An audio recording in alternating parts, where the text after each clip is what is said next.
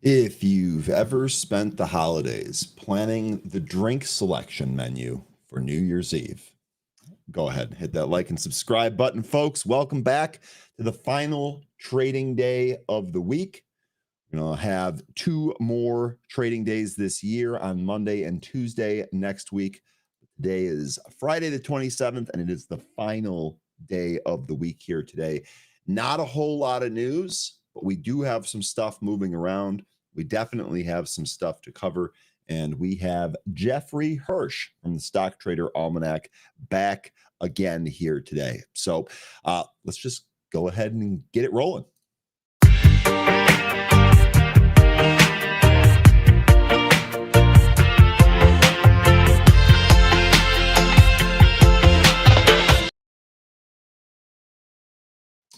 All right, folks, good morning and happy Friday, December 27th. Welcome to another episode of Benzinga's Market Edge Live, where we get you prepared for the market ahead. And boy, oh boy, are we going to do that here today. Also, as a reminder here, it is your last chance to save on Benzinga Edge before the price goes up. This is the perfect product for those that cannot sit in front of a terminal every day. You're going to get all kinds of great news, stock ideas, model portfolios, the whole nine yards at a low, low price. And that price goes up January 1st. Okay, let's go ahead and say good morning. Conditionally accepted. Good morning. We're definitely going to be covering INTZ today. All right. We'll probably save that for the movers section a little bit later, but you can take that to the bank. We are definitely going to be covering that today. Good morning. Great to see you. Welcome back. Jay Walker, good morning. What level did you get to in Tarkov yesterday? I think I finished off at 8. Looking forward to having another day of new wipe action here from Escape from Tarkov. Good morning, Jay Walker. Welcome back. Bill, welcome back. It's great to see a Crimp Biscuit in the house. Welcome back. Drew, good to see you as always, man. Big Bees, welcome back. You're having a monster end of the year here, Big Bees. Let's finish it out strong and get prepared for next year. Paul, great to see you again. Paul, the awesome Christmas sweater dude. What's up, Paul? Welcome back. Good to see you. Larry, welcome back. Good morning. Good to see you. Bernhard, welcome back. Russ, welcome back. White chocolate mocha. Would it be a morning if we did not have white chocolate mocha? I don't think so. Lion Atlas, Kayla, Fairchild, Market Sniper, and Private Account. Welcome back. Private account. LOL. Let's go ahead and dive right into the SPY here, and we'll talk about some different news. Good morning, Diamond Hotline, Shroom Sleep. That is an interesting name. Good morning. Thanks for joining us here today. Okay, let's go ahead and bring on the charts here. Bring on Benzinga Pro, the flagship product here at Benzinga. What we use for all of the news and trade ideas. Nonetheless, here, SPY, we are still struggling with the same level. We did not have great participation yesterday.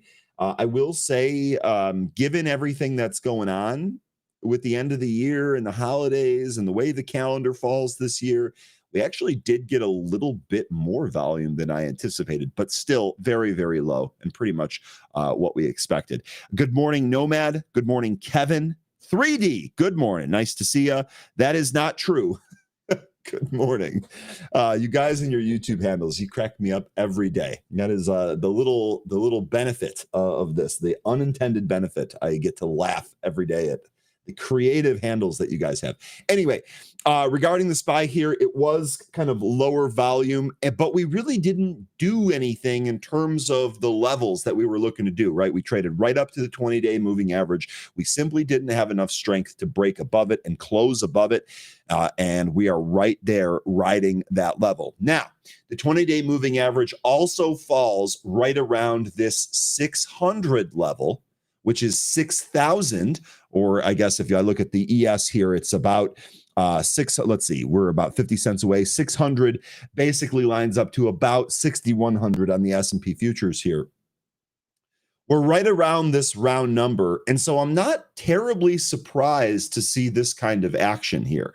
Holiday, low volume. Most of the stuff is done for the year. We're pretty much waiting for the calendar to turn over to the new year. And as a result, there isn't a whole lot of huge moves being made. So at this point, I think it's probably pretty safe to say that we're not going to test the upper trend line before the end of the year. We'll see what happens next year. And we're probably really not going to break down. I really don't see us breaking down much past the 50-day moving average if we do, in fact, sell off. And I'm not exactly going out on a limb here, right? We've got today, Monday, and Tuesday. We have 3 full-length sessions left. So it's not as if we're going to put in some crazy move here. But I want to stay on top of that. I want to stay on top of that and see if there's anything here for us to trade. It looks like we've got a bunch of little stocks here to trade. So we'll see. Anyway, the SPY here, the takeaway from this, we're just shy of the 20-day moving average. We're still flirting with the 600 level. We trade above it, but we can't really close above it, or we go back and forth right around this level. So let's see if we can actually get another close above here, or maybe even take out that 20-day moving average. Okay, first story here on the SPY. Experts, careful. You know how those experts can be, all right? You know how those experts can be. Experts warn of potential Grinch pinch. No, I'm not making that up. That's actually what they called it. Here's the article. Grinch pinch impacting the Santa Claus rally. The outlook for stocks can be quite negative. This comes from Lawrence G. McMillan, who writes the preeminent book on options, as far as I'm concerned, trading options as a strategic investment. He warns that the Santa Claus rally, which we currently find ourselves in time frame wise, might be impacted. And this Grinch pinch mechanic may actually stop us from trading up or having the Santa Claus rally, the nice green rally that we're all kind of hoping for. The summary here real quick. In other words, the outlook for stocks can be quite negative if the market does not rally during this period. So basically what we're saying here is, if we really don't rally during the Santa Claus market, it could kind of be bad. There really doesn't look, the outlook for these stocks here are negative. Producer here informing you folks, we are going to run a poll here today until the open. Please vote in that poll. Producer, when I get a sec, I'll jump over to YouTube and also vote in that poll. Really good stuff. So, the Grinch pinch. Why does it sound like a bad innuendo or a WWE move? Because Wall Street is obsessed with coming up with these little one-liners and then naming that something. And apparently you get bonus points if it rhymes. So Grinch pinch hits all of those boxes there. We'll see. We'll see what we end up getting. You can bet your bottom dollar I'm going to ask Mr. Jeffrey Hirsch about the Grinch pinch here and what he thinks about that in reference to the Santa Claus rally. So anyway, that's going to be the first story here. Possible Grinch pinch affecting the Santa Claus rally here. Now that's going to dovetail nicely into our next story here, which I went ahead and threw in the chat. Jay Woods. Jay Woods is a great follow, by the way. This is an awesome market expert. Dude knows his stuff. I follow him on Twitter. You should too. Jay Woods calls for a 10% correction. So again, the details there in the story that I just put in the chat. Now, a 10% correction from where we're at right now, that puts the SPY right around 539. So let's take a look at this. Here's your daily chart on the SPY. I'm going to get my measuring tool out. We're going to click right about, I'm going to eyeball right where we're at. And we're going to draw 10% down. Okay. So 10.09%. I beg your pardon. I can't get that exact here. But you'll see what a 10% correction actually does. This pretty much takes us down to the level that we were at in August of this year. So it would evaporate the second half of the year in terms of gains. Now, he didn't specify exactly when this is going to happen. So, not necessarily going to happen at the end of the year here. But just to give you an idea of where this will go, this would take us back to the August levels. And we were actually hit the lows of that month was right here at about 511. That was on August 5th. That just gives you an idea of how much they think the market can fall. The other thing that you're going to notice here is that we would take out all of these moving averages, including the 200. Now, I will say this. I agree with Chris here. Chris in the chat is saying SPY 539 would be great. You guys might think I'm crazy. I completely agree with him. I totally agree with him. If we were to get a 10% correction here to 539, I really think that that would reset some of the valuations that we have on some of these high flyer stocks. We've already seen that some of the stocks in the Mag 7, this highly concentrated group of outperformers here, has really started to kind of wane, right? I guess the exception would really be Apple. But if we take a look at like NVIDIA here, which has pretty much been the darling of 2024, it's not really pushing up anymore. We do kind of have this sideways formation. And on the days where it moves down, it sure feels like that money is going to other stocks. And if we have a big move down to 539, I think you're going to see this mechanic exacerbated. And I think in the long term, this is actually going to be better for those of us that like to play stocks to the long side, like to invest. It's going to be better for our 401ks. I really think that a nice little reset on some of these valuations will allow us to buy quality companies at a discount. And this could actually help with bigger long-term moves, some of those wealth moves that we're all kind of looking for. So I'll say this, we'll see if Jay's right. I've kind of been waiting for a bigger correction too, and I've just been wrong about it. There's just no other way to put it. I've been wrong about that. I've been able to not stay wrong, as we like to say on the show here. You can be wrong, but you can't stay wrong. So I like to make those adjustments there. But man, oh man, this is juicy. I would love a 10% correction. I love hearing smart guys like Jay talk about that, because it really pretty much confirms that I'm on the right track here. I'm looking for the right thing. A market does seem kind of overbought here, or at least elevated. Maybe not overbought. Let's call it elevated here. So a 10% correction really kind of solves all of that. And then the other thing that we would really get to do is that since that 10% correction would actually take us below the 200-day moving average, we'd then be able to wait for a recapture of that 200-day moving average. And that would be sweet. The last one that we got was down here, November 3rd of 2023. We are still been in that bull run. In fact, let's figure out exactly what that value is, because that's remarkable. We crossed the 200-day at 422.94. Let's just call that 423. Okay, 423 on SPY is the last time we crossed the 200-day. We are currently at 600. So that just gives you an idea of how powerful that moving average can be, and how great this would be if this works out as we're talking about here. So I'm all for that. We'll see if we end up getting that. Okay, next piece of news here is actually going to be on one of our movers that is going buck wild. Shout out to everyone that mentioned this yesterday. I think this had a huge day yesterday, as you can see here. Let's look inside. You had a huge day here. Our chat was doing a great job with LAES. You guys were calling this all day. It sounded like a lot of you folks traded this. Hopefully we've got a lot of green trades booked in the account off this one. And here we go, plus another 13% here today. Seals Q Core. Glad I didn't screw that up. Shares are moving higher after hours. What on earth is going on? Boy, producer is having a joke there. He is setting me up. With that one here. Here is the I posted the same one there. I posted the same link there.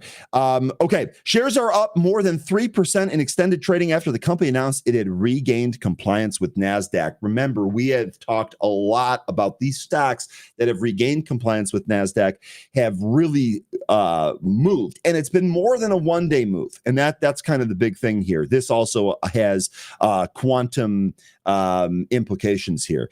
In fact, the CEO, Carlos Morea, I believe is how you pronounce his name, said, quote, "As quantum technologies become a reality, the need for quantum safe encryption solutions grows increasingly urgent." And that's what Seals Quantum Lab does here. So we've talked a little bit about this. I think that the whole quantum computing thing, we've talked about that theme just in general. I think there's more time. We have a little bit more time on that theme. I understand that we've seen some pretty huge reactions already, which is great. It's great for us as traders here.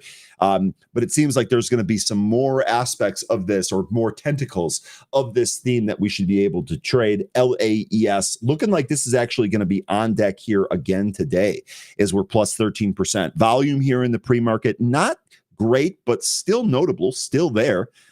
And after the huge move on volume that we had yesterday, we've actually had really good volume the past several sessions. So this is definitely going to be on deck here for a relative volume trade. And obviously this theme me up, right? This is in the exact right theme that we need here. So LAES, grats to, in fact, we're going to start today off with some sound effects here. Grats to all of our traders that were nailing this past week. You might have another crack at it here again today. Now, what I will say here for this week, holiday week, light volume, the whole 9 yards. Look how extended this stock is. Once again, one of the warnings that we were giving yesterday, if you have gains in stocks, don't be afraid to take them. And I will remember to remind you, Jay Summers told us yesterday, you can go broke taking a profit if your losses are consistently bigger than your gains. So factor that into how you trade here. But if you get gains in these pretty quickly, I wouldn't be afraid to at least book them. Keep yourself in the black instead of going into the red on these names. Good stuff here, LAES. Okay, next here is going to be Cathie Wood, ARKK. Who's trading ARKK? I know that the stocks that Cathie trades are often popular around here, but let me know if anyone's actually trading the ETF itself. This is the ARK Innovation ETF. ARK's Cathie Wood calls for tax clarity as she rides the Trump bump. Now, this story is important because one of the things that we're going to be facing here in 2025 really doesn't even matter what side of the political aisle you find yourself on, or anything like that, or what bracket you're in. The reality is that we're going to see tax reform in 2025. And clearly people that are, managing funds or running businesses, they're paying really close attention to what's going to change and how that's going to change and how that's going to affect things at work. And so, this article here, and actually, let me go ahead and get you that. Sorry, I didn't have that link prepared. I apologize. Here you go, though. It's no surprise to see Cathie Wood doing this. The one takeaway that I would give you here on this is that this is definitely kind of a theme to watch. As we get more clarity on the tax situation, this is going to affect different companies and different sectors, I would say independently. It's going to affect them as kind of a one-off. We might be able to trade this and take advantage of this. So this is actually something that I'm going to prepare for over the New Year's holiday. In between watching football games and other sporting events. So we'll see. We've already talked a little bit about some of the themes. I know we've talked about space, quantum, natural gas, most specifically, but we're going to watch to see what types of themes are going to be created out of the changing tax policy here in the U.S. Cathie Wood's basically telling you she's waiting for the same damn thing. So this is going to affect a number of stocks there. Okay, next story here is actually kind of a lull story. Mega Millions, right? So for those of you that play lottery, Mega Millions jackpot surges past $1 billion after no numbers match on the Christmas Eve drawing. Full disclosure here, folks. I played that. I actually walked to the gas station on Christmas Eve and bought some tickets. I figured, look, if there's a $1 billion winner on Christmas Eve, that's about the most fitting and probably best Christmas Eve you're ever going to see. And I did not win that. So it looks like we're going to draw it again, or we're going to draw that again. That drawing comes today. So if you folks want to participate in I think it's 1.15 billion now for Mega Millions, be sure to get your tickets here. That drawing happens tonight. And just as always, whenever we talk about the lottery, I'd like to know, what is the thing that you would like to do the most? Are you buying your own island? Are you just moving to the middle of nowhere? Are you opening up a shelter for animal rescue? What is it that you would do with just the copious amounts of money? That's always a fun discussion there. But okay, Mega Millions. Now, the last story here, this is actually going to affect a lot of the tech stocks that we just talked about. We actually talked about the Santa Claus rally, the Grinch pinch. We talked about maybe some of these Mag 7 high flyer names really kind of spreading out here. But Micron, AMD, NVIDIA, we did have news here from Reuters that I'll go ahead and throw in the chat here as well. News here is Taiwan's science ministry warns spending cuts could hit chips and AI funding. Opposition parties pass laws requiring cuts to economic and technology spending. If you go into that article there, it says down here, let's see if I can find it. Here we go. Taiwan's Ministry of Science and Technology estimate comes after the Ministry of Economic Affairs on Tuesday warned that the country's collaboration with tech companies such as Micron, AMD, and NVIDIA, literally names the companies, could be affected, that insufficient future budgets would affect Taiwan's international AI technology partnerships. The economic ministry's spending for next year is projected to be reduced by 29.7 billion, with 11.6 billion earmarked for cuts for technology projects, according to its calculations. So this is also going to be something else to kind of watch for. News headlines out of Asia and how that would affect chips could also kind of play into some of these high-flying chip stocks that have really been holding our market up. If those really start to come down, that could exacerbate one of these sell-offs. And this could actually dovetail nicely with what Jay Woods is calling for in that 10% correction. So saw that here this morning. Special shout out to our boots on the ground over there in Asia for flagging that. If we do take a look at Micron here, remember we had Paul Meeks on last week. Said, be careful here with Micron. Those earnings weren't great. We sold right off to the 500-day. Now we've held that 500-day, but notice that we have made really no serious attempt to close this gap to the upside. So as far as a trade here on Micron, it's pretty well defined at this point. You'd be looking for upside if we're able to take out this $91 level. That's where we kind of have these wicks going up to. And you might have a more downside here if we're able to break this 500, which so far, thankfully, has provided some pretty ample support for Micron. So real quickly there, we're going to take a quick look at AMD as well. Here is AMD. You'll notice that AMD, unlike Micron, did not hold at the 500. We actually lost it. And our recent attempt to trade back up there didn't even get us there. So we'll see if AMD can really get above 130.50. That's going to be the key level here for me. If we can get above that 130.50, maybe things will change. Producer, appreciate you mentioning this. Be sure to check out Paul Meek's show on Benzinga TV. He has really good tech insights. He's been doing this for a long time. We're lucky to have him on our air. So good stuff there. Okay, I see you folks going all after those movers. Again, we will get there. I do want to save that till a little bit later in the show, just because I want some of that stuff to settle out too, so we can make sense of all of that stuff. Okay. Private account is asking, do I get lottery FOMO? Generally, no. But when we get lottery totals that are over $1 billion, I feel like if I'm ever going to play a lottery, I should play the big ones, right? So this is not something that I normally do, but I can go throw a few shekels on a couple of tickets when the prize becomes astronomical. I would definitely take Haktua's lead and donate a lot of money to animal shelters, plus open many of my own.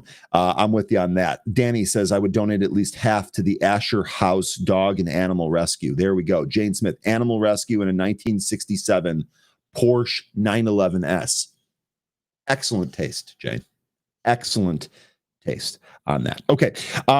Really good stuff. Tony is saying regarding some of that news there from Taiwan, that's awful news as semis front run the market. Tony, you are spot on here. And so really the question is going to be, does the market has shown tremendous resilience. Like, let's be honest, the market has been extremely resilient, especially this year. Is it going to be resilient enough to kind of hold through this? Because you're right, semiconductors have led us now. And so if that entire story changes, what does that mean for our market? I'm with you, Tony. And maybe that would kind of dovetail into what Jay Woods was talking about in terms of a 10% correction. So really good stuff. Big B is also mentioning that Paul is very responsive to and answers questions thoughtfully. Tune into Paul Meeks. Appreciate it. Big B's, I'm glad that you're finding value from that. That's awesome. Okay. Good morning, Jennifer. Why not invest and donate the dividends? That's absolutely what I do. Let's figure 1.15 billion. You're probably taking home what, 600 million. I'd probably throw 200 million into the market and buy just dividend stocks with those. So I'd have income every year and be able to do all this cool stuff. There's so much stuff you can do. I would completely lose the rest of my agenda here if I keep thinking about that. So I'm going to do my best to move on here. Okay, that takes care of all of the news that we really had here for today. We do have a bunch of movers. I guess you know what we can do? We can probably take a look at some of those now. Just take a look at some of the ones that are moving. We'll get to Jeffrey Hirsch, and then after that, we'll get 13 on here, and we can really break down the movers in some more depth. Okay. Let's see here. First one, let me make sure I'm talking about the ones that you guys were mentioning. I'm pretty sure conditionally accepted. Yes, you were talking about INTZ. Okay, so this is intrusion here. Here is your 5-minute chart of the pre-market. You can see we actually popped in the after hours yesterday, and today we ramped. Now, I didn't see any news on this move, okay? I didn't see any news on this move. Yep, and I still don't see any news on this move. So you folks are going to have to let me know if you saw anything out here. Obviously, we haven't seen anything yet. This is a cybersecurity company, if I'm not mistaken. Cybersecurity company based in Plano, Texas. Looks like we're getting a nice little pop here. It looks like it does have a little bit of analyst coverage. Interesting. Okay, so Wainwright and Ascendia, we've this recent one here, December 4th, $11 price target. Otherwise, these price targets are in single digits. Stock's $1.20 here. Now the stock is up 162% here today. So again, with this one, I would just be, if you're trading this one, I would be careful. I would say if you do get gains in this name, make sure that you get those gains booked. I'd put half of that 600 million on Palantir puts for Jam. Well, so if that hits, you're going to have even more money. I mean, eventually, I would have got to imagine you have to use this money for something other than watching the little arrows go up and down on your trading platform. But interesting. You'd put several hundred million in a Palantir short. That's some cojones right there, GH. No question about it. All right, one of the other movers that you folks were talking about, and again, we can dive into this a little bit more. SES. This is SES AI Corp. This actually, we traded this yesterday, right? Had a nice little move here in SES yesterday. So I can't remember who called this. Please forgive me. I can't remember who was mentioned in this one. But here we go again, popping in the pre-market here this morning on no news, right? Again, no fresh news here. So it looks like this is just kind of the momentum trade that we've seen over the holidays here. Obviously, this is, a runner from yesterday. Pre-commercialization stage company engaged in the development of initial production of high-performance lithium metal rechargeable battery technologies for electric vehicles, urban air mobility, which encompasses electric vehicles, takeoff and landing, eVTOL, and other applications. So my best guess, because we've seen some of the battery stocks, well, we've seen those move in the past. We've seen those be volatile. We've seen those be decent trades. I got to think that this is moving in conjunction with the drone theme, right? That's I don't think it's moving just on the charging angle alone, but the drone theme here is really kind of moving a lot of these stocks, and SES definitely fits into the same thing here. So no news here on SES today, but that's kind of what's going on here. Okay, let's see. Okay. Let's see. We got a couple of movers left here, but we are going to do our guest here real quick. Or real soon. Sorry. Let's do that first, and then we can break down the rests of the movers, and we can actually find some key levels for that as well. Guest, are you all set? Can I get a thumbs up in the back? We are all set, folks. We're going to have him on again. Warm welcome for Jeffrey Hirsch. Let's go ahead and bring him on.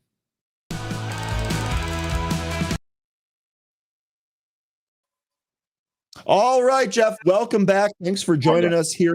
And I hope that you had a great holiday. I know Christmas and Hanukkah fell on the same day here this year, so a great holiday.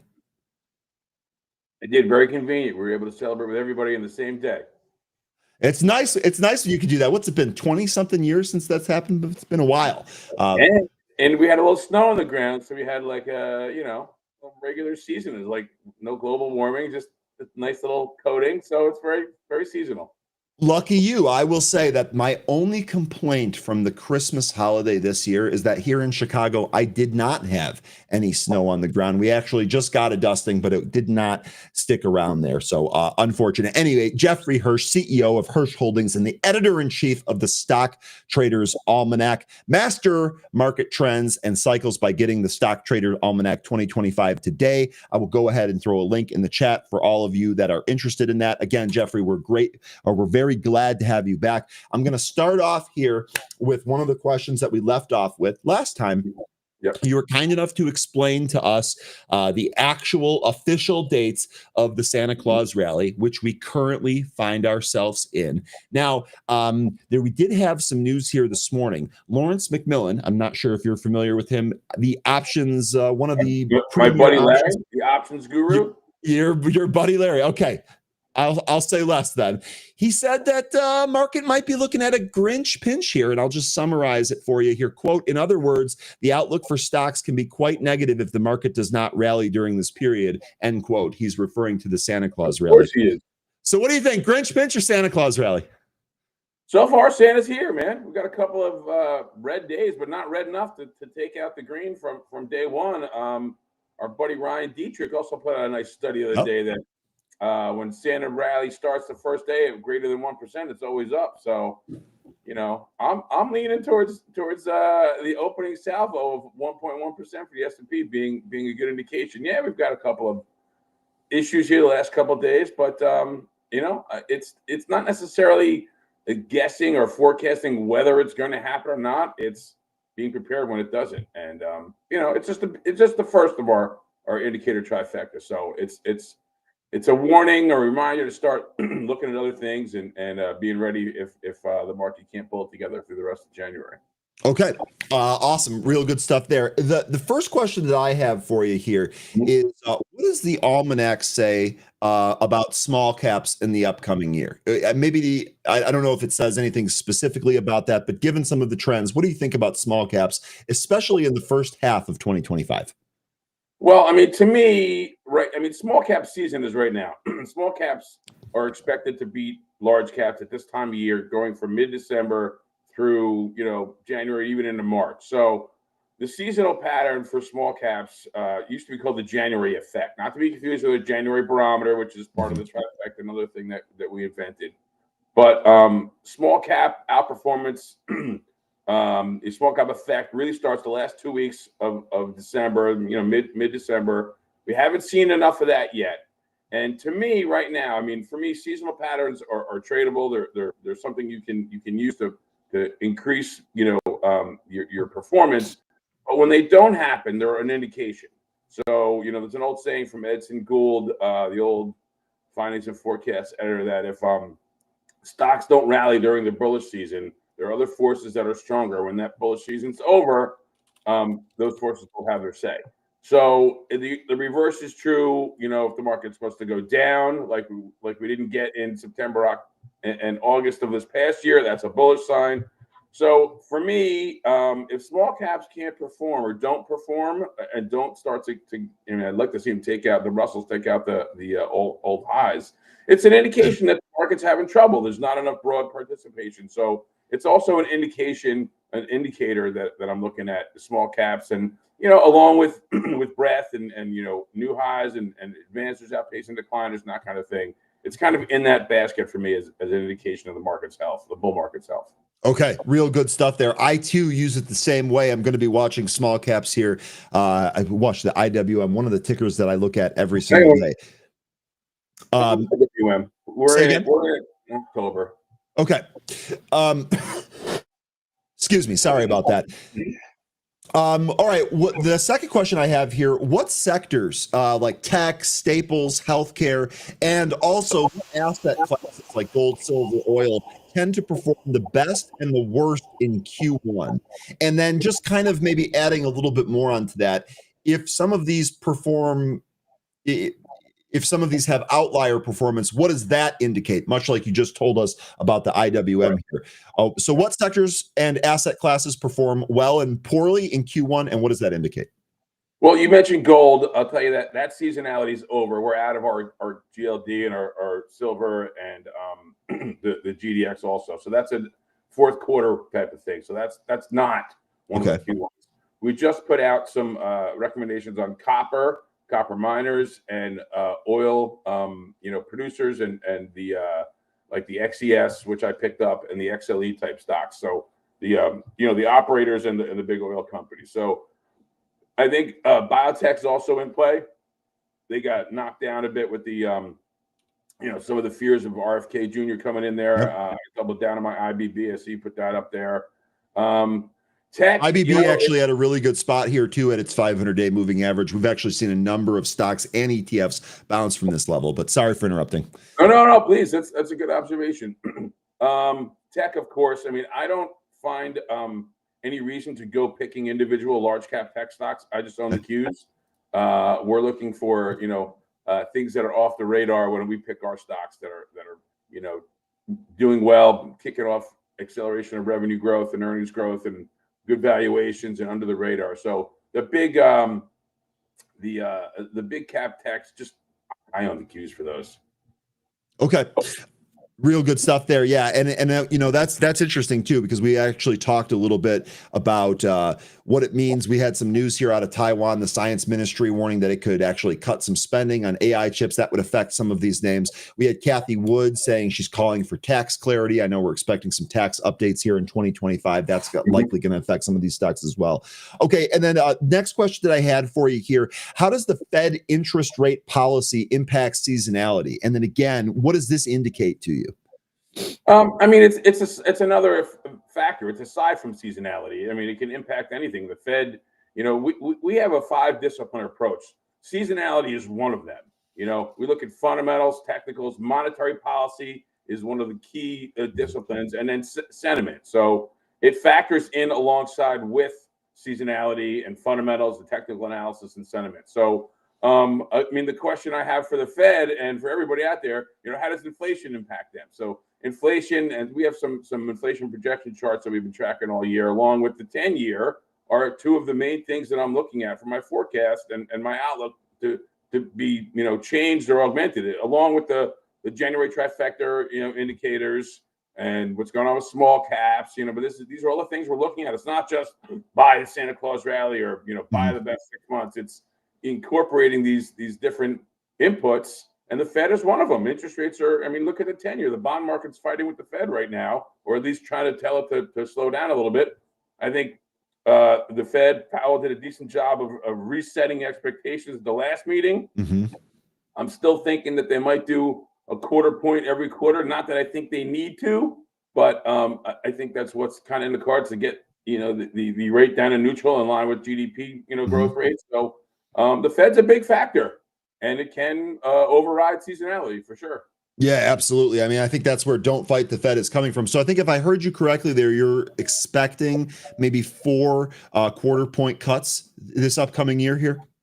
At this juncture, yeah. Even though they said they're only looking at 2, I think the economy could slow down a little bit, or at least inflation can come down. I think there was some news about rents coming down, and some of the real estate inputs to inflation might help bring that down.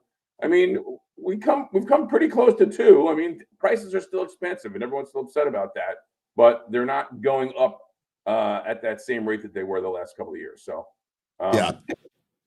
And the other thing here, obviously, if the market is maybe pricing in fewer than 4 cuts, and we do end up getting 4 quarter point cuts here, wouldn't that be good for the small caps that we just talked about? I feel like that would be a huge positive for that entire market. Yeah, definitely good for the small caps. And I use the phrase the Fed kind of classic under promise over deliver type maneuver by resetting those expectations. So not just small caps, but the whole market could get buoyed by that quarter point. And I think they would do them in March and June and September, December, right when they do their economic projections, like they just did here. So they're also setting themselves up to positively surprise the stock market, kind of like a CFO with sort of sandbagging on the earnings guidance.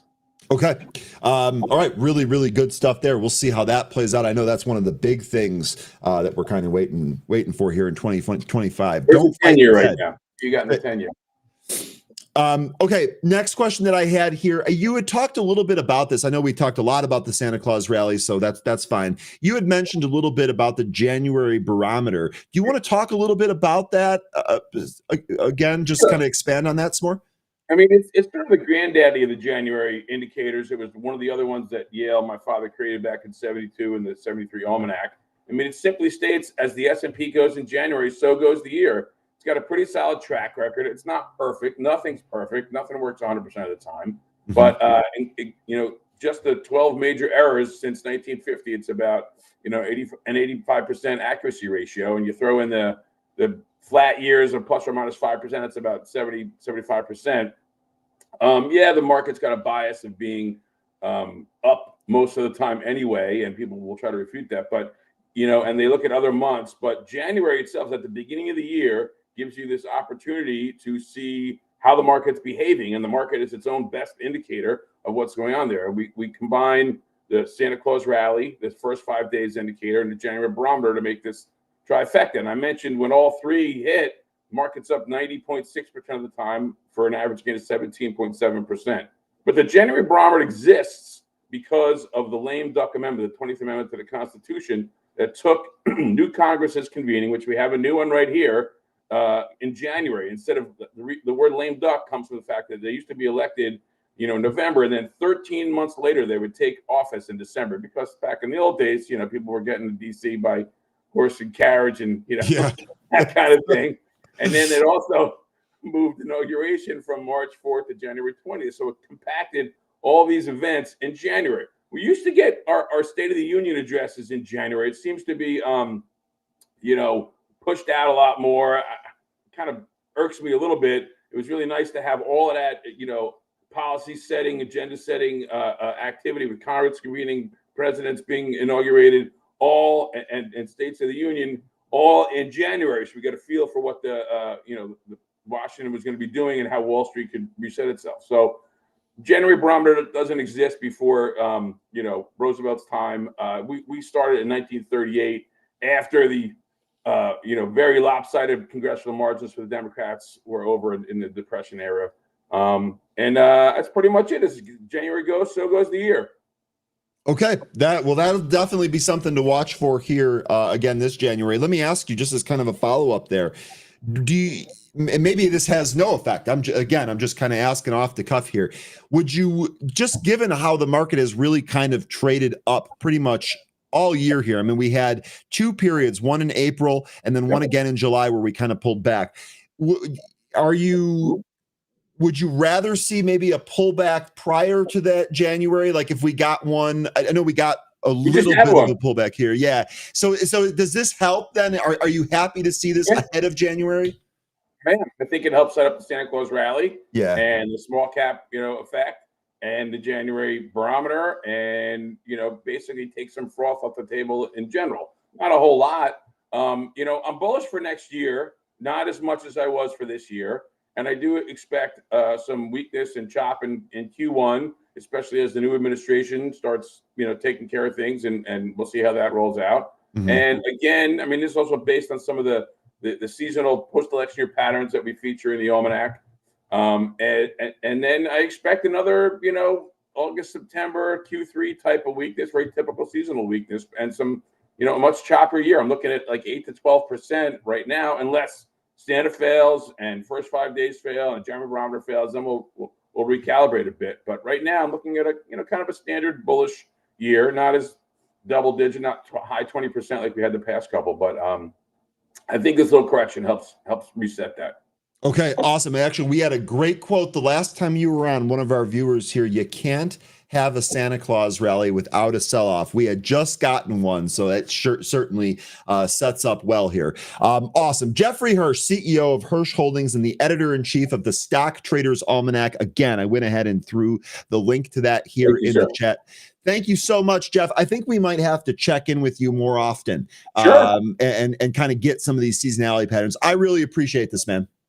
My pleasure as well. Thanks for having me, Ryan. Yep. Have a great rest of your holiday. Happy New Year. We will check in with Jeff again. Thank you so much for joining us here today. Jeffrey Hirsch, again, CEO of Hirsch Holdings and editor-in-chief of the Stock Traders Almanac. We're lucky to have him here. So folks, check that out. Real good stuff there. Seasonality, all these different patterns that he's talking about. Let's see if January sets up for a positive 2025. He just gave you his outlook there. And honestly, that actually sounds pretty good. He said he was bullish on 2025, not as bullish as 2024. Well, 2024 was almost a move just from left to right. We just kept trading up. So we'll see what we get here in terms of gains in 2025.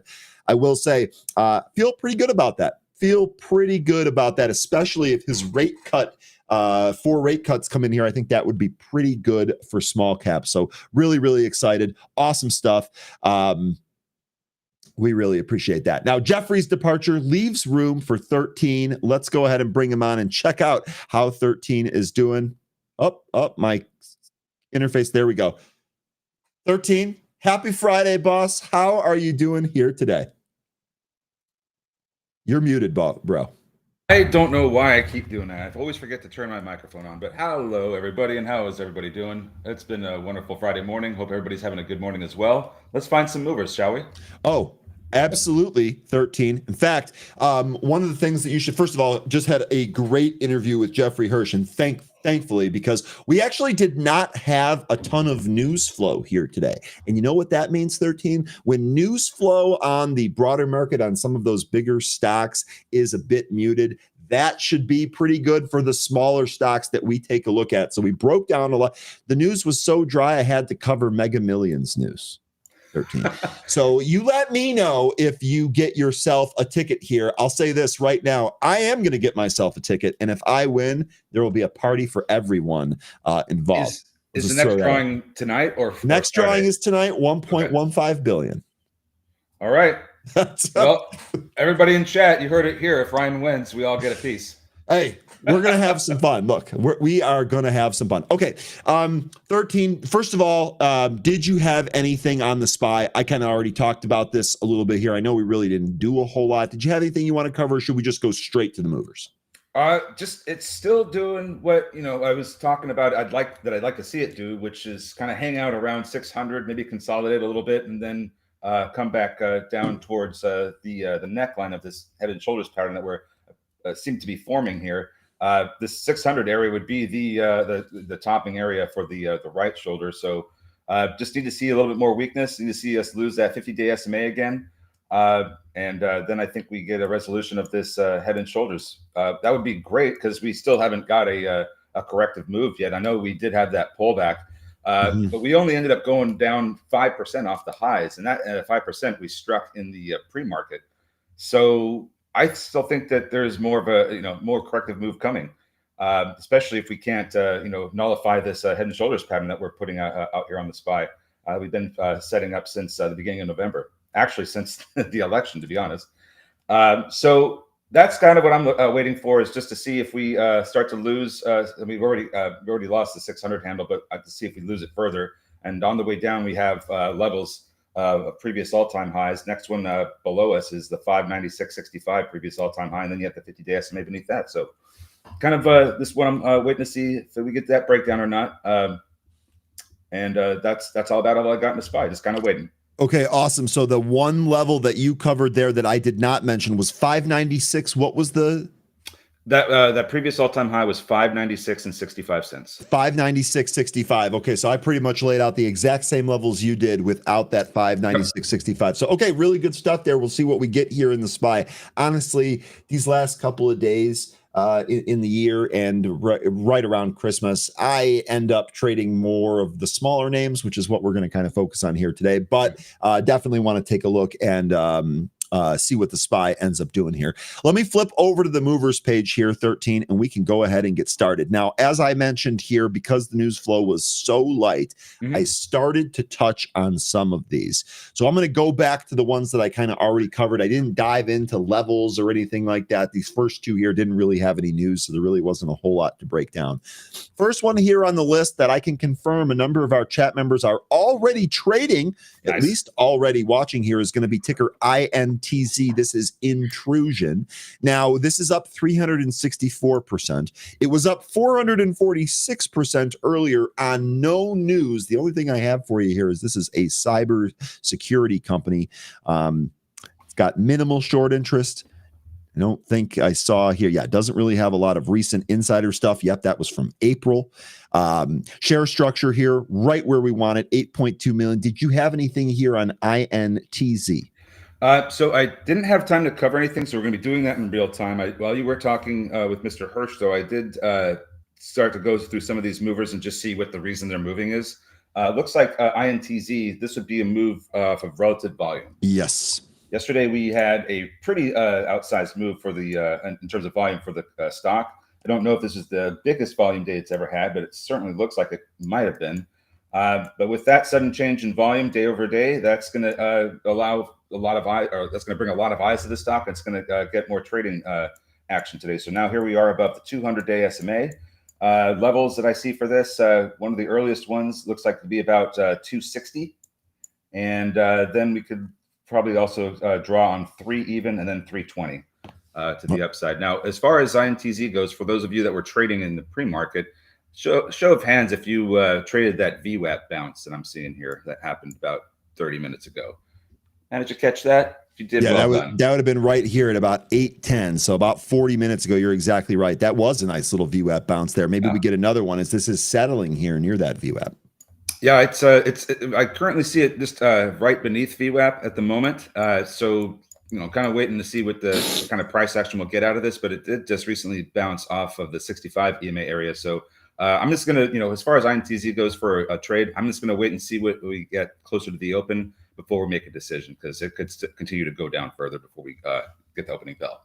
Okay, we shall see here, INTZ. Okay, the next mover here, and this is good. This is actually one that I did not cover. And yes, finally, we have some news here on this mover too. Kathy here in the chat looking at this one. Ticker MYSZ. This is one we are familiar with. This is my size. If we look back here real quick, just to kind of set the stage, on Friday, this was a week ago, right? Yes. A week ago, we traded this here in the pre-market. We had a nice push right out of the open that took us above the pre-market highs. Then we collapsed. We had one move that brought us back to and above the VWAP. The rest of the day, it was pretty much just a down move here. Now, my size here today, let's focus on today. My size shares are trading higher after the company announced it anticipates closing 2024 with $8.5 million in revenue and targets $15 million in revenue by 2025. So here you go.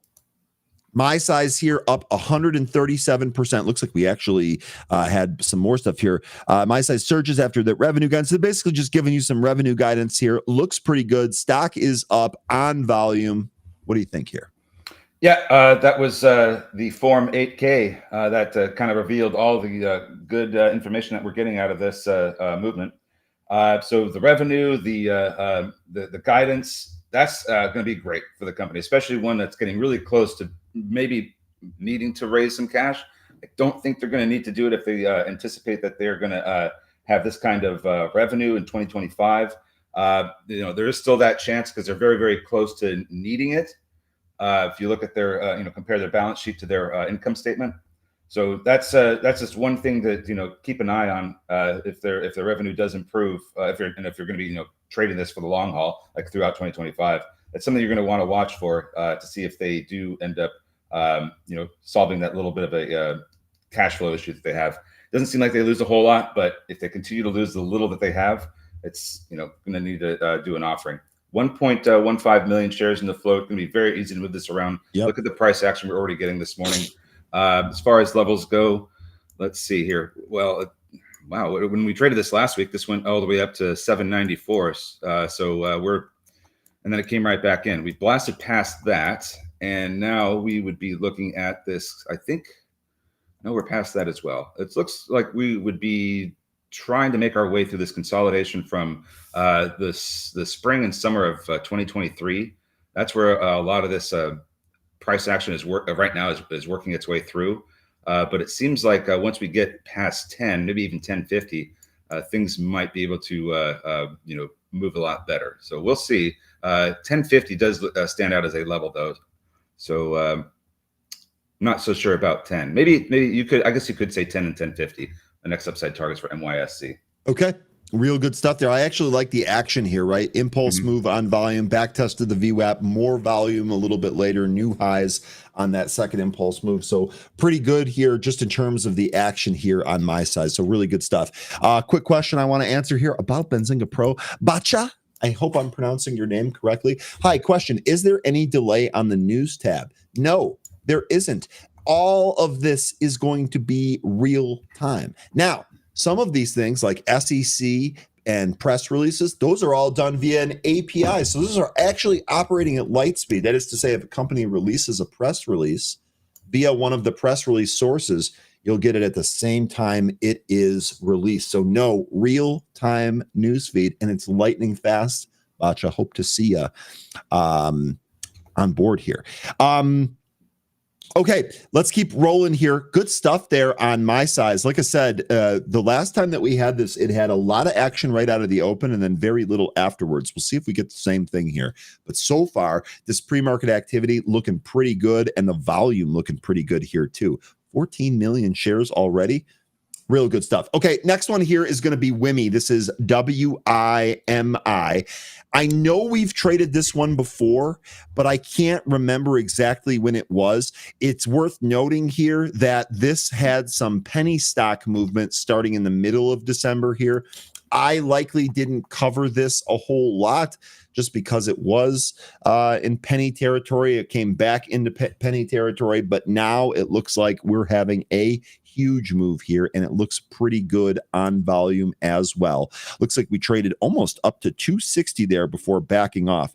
Now, the only news that I see here came yesterday. I don't think any of this stuff is news. Just to kind of recap here again, Thursday, December 26th, about in yesterday morning, frankly, WIMI develops quantum random access memory, QRAM, architecture utilizing quantum gates to enhance computational efficiency with superposition and entanglement for quantum computing environments. God, as someone that has read about quantum entanglement for a number of years, I'm extremely excited to see this being brought to the computer industry here. In any case, WIMI, huge move here this morning on really, really good volume. Actually, kind of reminds me of my size here. We were drifting up in the after hours in the pre-market, but when the volume really flowed in here this morning, popped to 260, came back in. Now we're hovering right around the VWAP here. Quick look at the share structure here. This one a little bit thicker than some of the other ones we've traded here at 67.3 million in terms of the float. Short interest here. Let's see what we see. There is some, but it is pretty negligible. Insider transactions, nothing to speak of here. 13, I know you'll probably cover the financials here. What do you have anything on? I guess I should ask you first. Do you have anything on WIMI here? Well, I could answer one of your questions. I think this is when we traded back in March. Okay, perfect. And it did have a spike, and then it came back right back in. You're exactly right.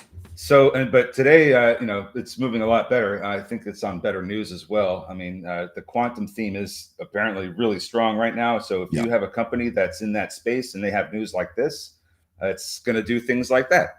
So there you go. But as far as levels go for this, it looks like, okay, so we're about coming up to 230. 230 is a pretty interesting level. That's it indicates it's not indicating, but there was a peak on June 24th of 22 that I think is where it's headed towards, and it was also a resistance level from back in February of that year. So I think 230, especially with the size that it has, there could be a pretty big resistance area. But if we do get through that, then it looks like somewhere between 250 and 260 might be the next big resistance area. Okay. As far as financials go, and it was really, I don't have a read on their income statement. It looks like they have plenty of capital. If this is this is an ADS, so if this is corrected what their cash position is, that's substantial amount. There was one other point I was going to make about this, and I can't remember what it was, but I don't think it was that relevant. If this provides some good setups, we can certainly trade this. But the share structure, very heavy. That's what it was. A little bit of a heavier share structure. 67 million shares in the float. Might not get some of the big outsized moves that we are seeing in some of these other names. Won't say that we can't, but those two levels that I gave, 230 and 260, let's see how we get to those and how we break through those first before we decide if we want to continue going on with this, because it is a heavy float. Okay. No, real good stuff here on WIMI. And I knew I could count on you for figuring out the last time that this thing went absolutely buck wild. So really good stuff there. Lion Atlas saying, I bought a few calls on WIMI yesterday on the pullback. They should explode today. Lion, you know what that will do. That will earn you a early morning register ring there. Good stuff there, Lion Atlas. Let us know how that ends up trading here today. Okay, I'm going to answer another quick question here. Bernardo, good morning. I love how Bernardo has been calling me Ray for a while. The name is Ryan, but look, Ray is a really good name, and we got some good Rays in our ecosystem, so I'll take it. I have not been previewed to earlier comments. I was not available for earlier comments, but did you see any red flags with the current upcoming administration? We've talked about this on a fairly regular basis here. The big thing is obviously going to be those tariffs, right? The two big things here are going to be the tariff and the new appointments. Are the new appointments to the cabinet actually going to be able to change things from business as usual to something new? We think that that's the case. We're going to have to see how that unfolds. And then the other thing is, what is going to be the end result of the tariffs? There's a lot of talk about tariffs being used as a negotiating tool. There's talk that if some of these tariffs go on, it's disproportionately going to affect low and middle income earners. So we really want to see how this dynamic kind of unfolds. So to your question here, would I necessarily call that a red flag? Some people would. I wouldn't. I would just say that that's one of the things that we're going to kind of have to watch and see how it shakes out here. We're going to learn a lot in the first 2 to 3 months of the year here. One of the other reports that we've been getting is that some of these people that are going to work in the administration are not actually waiting until January 20th. They are trying to work behind the scenes now to be able to hit the ground running, so to speak. So to your point, I know you use the word red flags there. I would probably not use that, but I would say there is some, what do you want to call it? Uncertainty upcoming here. And that is definitely what we need to stay on top of. Okay, that's definitely what we're going to be watching. We'll probably make decisions based on some of the things that we see. 13, did you have anything you wanted to add to that? I know that was kind of out of left field there, but as far as what we can expect out of the administration, well, I think like you said, the first few months could be pretty volatile. There's going to be a transition from one administration that has a certain mindset of one way to another administration that has a completely different mindset and approach to managing the nation and the economy. But I would expect those first few months to be a little bit volatile. And to Ryan's point about things that we can find to trade, every time Trump starts speaking, he's going to give us little breadcrumbs about what the next thing that could potentially move. And it's not intentional either. He just starts saying things, yes. and a company will start to move because the traders go, oh, hey, this company's in this space.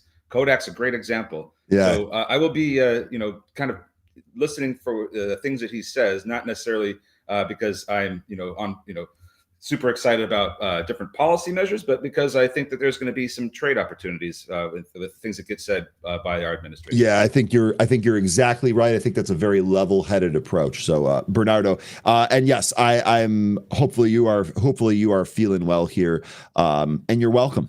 Hopefully you found that helpful as well. Okay, let's get back to some of the movers here real quick. We did INTZ, we did WIMI, we did MYSZ. Let's also take a look here at SES. I know that there were a number of folks mentioning this one earlier. Oh, before I do that, sorry, Jay Walker, I almost went right over your quote here. Red or green, volatility is what we profit on. Indeed here. So it's just a reminder that even if things don't go our way, as long as we're being given some volatility, we should be able to figure out a way to profit off of that. That's what our job is as traders. Good stuff there, Jay Walker. Okay, SES. Several of you folks were talking about this one earlier here. SES, again, this was up 80% earlier, still holding on here, up just about 72%.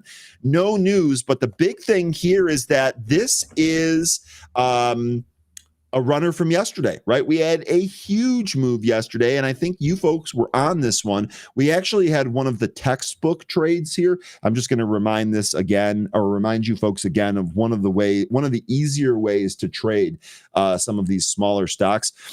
Early, we had this impulse move that pushed us up to just about 132, and then we pulled back to the VWAP and we held it right there. That is a good sign.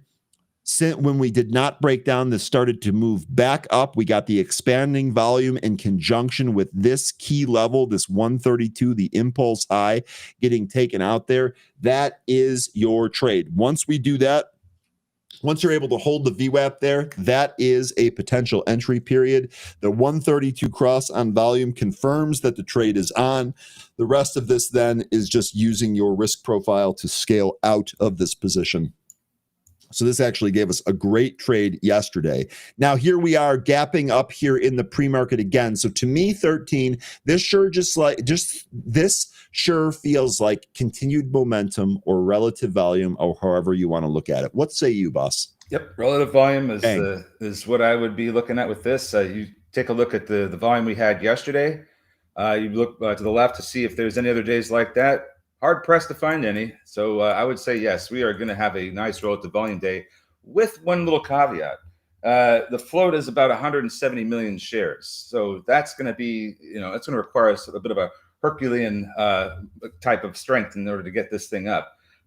We are, approaching 260, and that is a pretty interesting level of resistance. So if we get through that, we could see the other side of 3. But I'm really tempering my expectations with this one because that float is quite large, and it's going to take a lot of volume to move this higher. And I don't think that we quite have that right now with this current environment. Okay, real good stuff there, Michael. I appreciate you. I know Bernardo from a while ago. It's all good, my man. It is all good. All right. Next here on the list, there were a number of people mentioning this one earlier. This is another one that we saw run yesterday. And again, I feel like this is, absolutely. This has been part of the quantum theme. We were doing this in early December here. This is going to be ticker QSI here. Had another pretty huge volume pop here in the pre-market after a wild day yesterday. Let's go ahead and flip over to the news here. I don't see anything new on this one here today. QSI having a nice move in the pre-market. This seems like all technicals to me. Let me take a quick look around the horn here. This one definitely short. This is about just over 10% of the float shorted there, and only one day to cover, so maybe not totally squeezy here, but there is some short interest. And then recently we did have an insider sale, no insider buys as of late. That last tranche there, it looked like it was from August. And then, of course, the share structure here, thick, 120 million shares in the float, so it's likely not going to move like some of these other ones that we have. 13, do you have anything that you like here on QSI? Well, hold on a second. Let me see what that float was, because I think that's going to determine. Yeah, okay, so heavy float in this one as well. So let's look at it this way.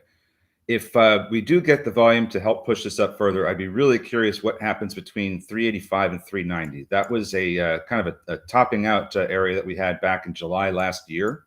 And then it came right back in. We have not seen that price since. I think that that's going to be, there's going to be quite a bit of sellers up there wanting to get out of their bag. So we could either tear through 390 and liberate those bag holders, or liberate the bag holders. I love it, dude. I absolutely love it. Or we're gonna create a whole generation of new ones. So, dude, I'll tell you what, we are out here on a Friday. You have got some really good sayings here today. Good stuff.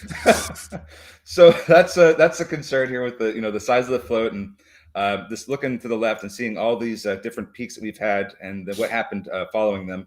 If we do manage to break through 390, we could get as high as maybe 445, 450.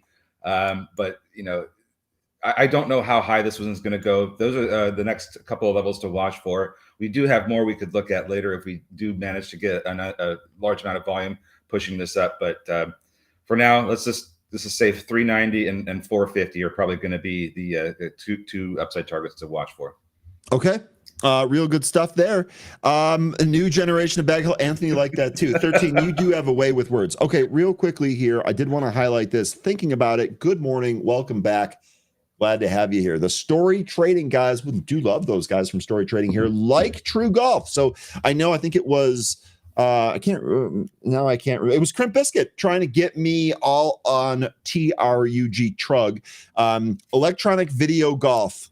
Look, anything golf, more better. Come on, you folks know how it works. Just turning profitable. Debt and cash is a wash. Low market cap. Analysts say it's going to 2 here. If we take a look at the chart on True Golf, that would actually be pretty juicy. True Golf here sitting at 82 cents. After the big pop yesterday, we actually closed at the highs. We're drifting higher here today. Generally speaking, that's a good thing or good spot. Good thing to have happen. Beg your pardon. English cat got my tongue. Oh my goodness. If we take a look at the daily chart here, you can see exactly where we're at. If the analyst is saying $2, giddy up. We got a huge move here that would actually take us above the sideways consolidation area that True Golf spent most of 2024 in. So there you go. Thinking about it. We'll see if the Story Trading guys get rewarded. I don't have a position yet on True Golf, but I want to trade golf stocks, so I will let you know if that happens. 13, I don't expect you to cover this 83-cent penny stock, but if you have any thoughts on this one, I'd be happy to take it there. Otherwise, we'll continue to move on with an ex-girlfriend of yours. All right, sounds good to me, but how about this for precise? Why don't you look at what the high was from December 13th and kind of peg that as the level to beat? So we move up through there. I think that should be about 92 cents exactly. Yep. All right. So you can draw a line at 92, excuse me, and you can see from the previous price action we've had all year, that has been that was a support level before it was lost. So we'd be recapturing a support level, and that might give it a lift and keep it up here. You know what I'm saying? Like, it might help support this. It might juice it, baby. Right. I think if you're able to take that key level out, this might have some upside momentum. Conversely, if that stops it, I think it might pull back. Yeah, sorry. And you're going to get into a question of whether or not it's going to break over and hold $1, because there's a ton of consolidation from about 92 to 135. So once we get into the past 92, then the real game begins of whether or not it's going to break through all that consolidation. Going to need a lot of volume to do that. So that would be the levels to keep my eye on, is a 92 break, and see what happens with getting into that consolidation from earlier this year. Okay, real good stuff here. Brian saying, I probably have better odds trading True Golf than actually breaking even on a golf course. LOL. That is true for me too. I've never shot par. That doesn't stop me. But using that as the metric, I too would be better at trading this than actual golf. This year, we will spend time practicing and trying to get better and better. 2% every day, as I like to say. Okay, next here, 13. I know you are going to be excited about this one. I know you're going to be excited about this one. Rail Vision is back. RVSN. I feel like this is one of the stocks that really started to generate the ex-girlfriend moniker that we throw on some of these stocks. But RVSN, we've traded this one in the past quite a bit. I think the last time that we were trading this was in January. It was a multi-day runner where this thing went from $1 to almost 25. So just a huge move. Now you can see we came all the way back and actually went lower. So let's be careful if we do see some outsized runs. But 13, do you have anything here on RVSN? And while you're going over that, I'm actually going to step away for a brief moment. Okay, well, let's first go back and see what that whole move up was back in January, because I'd like to get an idea of what it is we're dealing with here, because that was a huge run. So let's just take a look at the last 5 days of January. Looks like they won a contract on January 17th, and then looks like they had a mainline system. They had certifications from a critical European Union railway regulatory body, apparently. So had a bunch of news and going on in the beginning of the year for multiple days, it seems like, before it brought it up. Now we're here today with some movement. Let's see what the news is today. more regulatory approval, this time from Israel Railways. So they're expanding. They have a 15.25 million share float. The financials of this company, well, I don't have a read for this year. Let me see if I can change this. Okay, here we go. The company's still losing millions of dollars, so not yet profitable. Looks like they're going to have to raise capital. I mean, that's what I'm gathering from this. This could provide that opportunity. I don't know exactly how much capital they have in terms of the quarter, since I was just looking at an annual chart. But maybe you can pull that up, Ryan. What's up? Just trying to get an idea of their financials. It says that they have just under 10 million in cash. Yep. But I don't see any kind of income statement for them for this year. But I imagine looking at the annual table of their income statement, they still lose millions of dollars, and they're probably not going to be able to continue with the current cash they have on hand. They're going to have to likely raise. Yeah, I would say I pulled all of that here. I would say you're exactly right on all of that there. So let's see what we have in terms of levels, because this thing has just been absolutely hammered. Yep. Down massively from almost 30. Yeah. So, okay. Well, at least it recaptured $1. So at least it's got that going for it. But if we get more upside here, 150 stands out pretty nicely to me, as does 165. So let's do this. We'll do 150, 165, and 190. Those are the next three upside targets for RVSN. Okay, and that 161 really jumps off the page. That would be a pretty good trade if we get any of those. So really good stuff there on RVSN. Okay, EVAX here is going to be the next mover. I did really quickly want to catch up on some chats here real fast. Tiger Woods' son hole-in-one. Yeah, that's crazy. First ever hole-in-one happens to be with a bunch of on national television with a bunch of cameras. That's awesome. Sully here mentioning ONDS at 3. It's been a good Christmas season, I'll tell you that much, Sully. We're being patient here. We'll cover ONDS here in a sec. Crimp Biscuit mentioning EVAX IDAI. Remember, that's tramp stamp, T-stamp. We affectionately call it tramp stamp. Shout out to Amanda, who might not be here, for helping us come up with that name. And all of the X's moving on a Friday. Is it a coincidence? No, I don't believe in coincidences. They cost too much. All right, let's and then Ja, good to see you. Good to see you. Happy holidays, Ja. Welcome back here. What's so funny? I just had a little joke in my own head about what's about all the ex-girlfriends. Is it a coincidence? And I was like, no, not at all. They all realize 2024 ain't their year.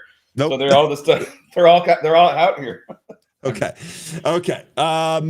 Let's talk about EVAX here. This is up 44% here. This actually was up 65% earlier.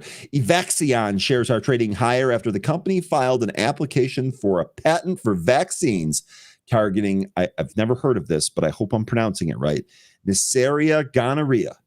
And Evaxion Biotech calls extraordinary general meeting to address the financial adjustments. Now, initially, this stock popped over 2, but it has been leaking. It was leaking yesterday in the after hours. It's leaking again here in the pre-market. So what do you think here, 13? What do you think on EVAX? The float is right in our butter zone, but leaking price action here, leaking a little bit.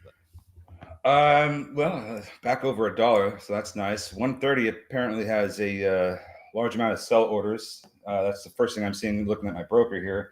As far as their financials go, let me go back to a quarterly. It seems like they have just under $5 million in cash. Looks like they won't need to raise money right away. They have about 2 quarters left of cash, so don't know what their plans are as far as raising capital, but at some point they will have to. I just don't think it's going to necessarily have to be today. Yeah, I for really quickly here, just to kind of add to that, I think you're spot on with that. It does look like they are trying to make their cash flow go positive, and over the last couple of years, it's looked better here. But you're right. They're going to have to do something here eventually with not a whole lot. I mean, let's see, the last quarterly report that we had, only 5 million. They burn about 15 million a year. So they're going to need to do something here. But I agree with you. Probably not today. Yeah. And as far as, bringing their product to market after they, they're filing for an application for a patent. So I don't know at what stage they're at with this particular gonorrhea vaccine that they've got going on here. So that would require a little more digging. But if this is already a product that they've tested and had FDA approval, then it's only going to be a matter of just bringing it to market after they get a patent. That's what my guess would be. I don't know at what stage they are with this drug, to be honest with you, but that would be my thought, is that they're going to need to partner with somebody to bring this to market or to manufacture it en masse. So that would be the next thing I'd be looking for. If just knowing what I know without looking any further, is just where, what company are they going to be going after in order to help bring this the product to market. But I would definitely encourage, if you're going to be holding this or playing this to the long side for more than just today, I would definitely take the time and look and see when what is going on with that particular drug they're filing a patent for, how far along they are with it, if it's ready to be sold to the public or not, and if not, how much further out are they? Because that's it's going to be a big deal. Okay. Good stuff there on EVAX. Big B's mentioning antimicrobial resistance to gonorrhea is a serious and growing problem, rendering many classes of antibiotics as ineffective, with the risk of becoming untreatable. That's from the WHO, the WHO. I shouldn't even say the WHO. I'm sorry, Pete Townsend. I'm sorry for doing that. But okay. In any case, that's where that's coming from. EVAX here. This is leaking here, Anthony. I don't want to touch the leaky EVAX faucet. I'm with you. And there's other better plays out there. Right. There's way better stuff that we've already covered here today, and there's probably going to be even more that rear their heads. So let's just be patient. We can always keep this on our radar and see if it does anything after the open. But I agree. For now, it's just a little bit of a leaky faucet. Good amount of good float though. So it's definitely going to be on our radar. But we'll wait and see what it does at the open. Okay. Boom. All right. Now, you guys were mentioning a couple of others here. Good morning, Jay Rice. I know you had mentioned LiDAR. Did anyone mention SLDP? I feel like I saw that ticker in here, but I can't place it. Just scanning here real quick, trying to fill up the dead air. You guys know I'm stalling. I'm not fooling anybody. You guys know. Okay, I don't see it out there. I'm going to skip it real quick because LiDAR here, this is AI, AEYE is the name of the company. Ticker LIDR here. We did pop in the after hours yesterday. We popped again here in the pre-market. Actually went a little bit higher here in the pre-market. No fresh news on this pop, although this is doing a really good job holding higher here. Jay, you had mentioned earlier here on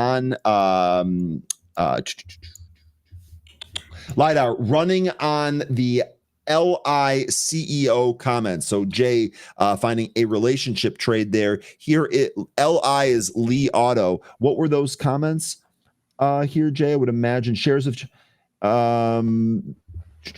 what were the comments that you're referring to here? I know we talked a little bit about oh, here we go. Excuse me. Li Auto says it plans to become a leading AI and robotics company. I'm guessing that that's what the comments were. We all are also expecting stimulus there from China. We'll see if this ends up going here. LIDR higher here in the pre-market. Get in there. Apparently LIDR, and I mentioned CES 2025 in the happy hour chat regarding another company, but apparently LIDR is going to offer a live demonstration of its Apollo LiDAR sensor at CES 2025. That takes place from January 7th to 10th. The other company that's also going to be having a demonstration there is VUZI, Vuzix. Good old Vuzi. They are going to be demonstrating their, let's see here. They're going to unveil co-developed AI smart glasses concept with their OEM partners. So that's going to be, according to the CEO, that's going to be a big pivotal moment for them. So CES 2025 going to be a big event for some of these companies. LIDR is one of them. VUZI is another. Okay. Really good stuff there. All right, got about 7 minutes left here. SLDP, looks like Chris, looks like you were on this here. SLDP, this is solid power. This did pop right here out of the pre-market. Volume has actually looked really good, but recently we lost that $3 level and we lost the VWAP. VWAP currently here at 295. Again, no fresh news on this one, at least not that I can see here. The volume does look good. We may have a trade on our hands here, pretty much right in the retrace off that impulse move, about 50% down. I would say if it can hold here, I'd watch for a move towards that $3 handle. Do you have anything here on SLDP? And as a reminder here, please vote in our poll. We'll read those results when that poll is done. I'm, with this company, I'm just a little concerned about what's going to happen if it gets to 3. Is it going to just pull and sell off? Because when I look at a daily chart, this thing has got a 91 RSI. It's super extended, and the float is huge. I think, let me just look at it real quick here. 176 million shares. Yep. So maybe there's a push up to 3. Maybe, I'm saying maybe because I just really don't know, but the float's really heavy, so I think that this is going to have a hard time going much higher than 3, even if it does get up there. So this would be something that I'm not really interested in with how heavy the float is. I don't know, what this is really moving on. You mentioned what the news was, but I don't really think that's going to get us really going here. I might be wrong about that, but let's see what happens when we get to 3. Okay, you got it. You got a SLDP. We'll see if we do that. Like I said, that spot certainly looks good. Okay, next here is going to be ONDS. You guys all know this has been one that I've been on for a long time here. NASDAQ, the piece of news here this morning, Ondas shares are trading higher after the company announced it had regained NASDAQ compliance. Remember, one of the things that it needed to do is it needed to trade above $1 for 10 consecutive trading days. It has done that, I believe, after its close yesterday. So some more news here. It officially has stayed on the NASDAQ here. ONDS, you can see we did pop as high as 320 here. Just a reminder for my trade plan, this is a long-term trade for me. I definitely want to see double digits at some point here.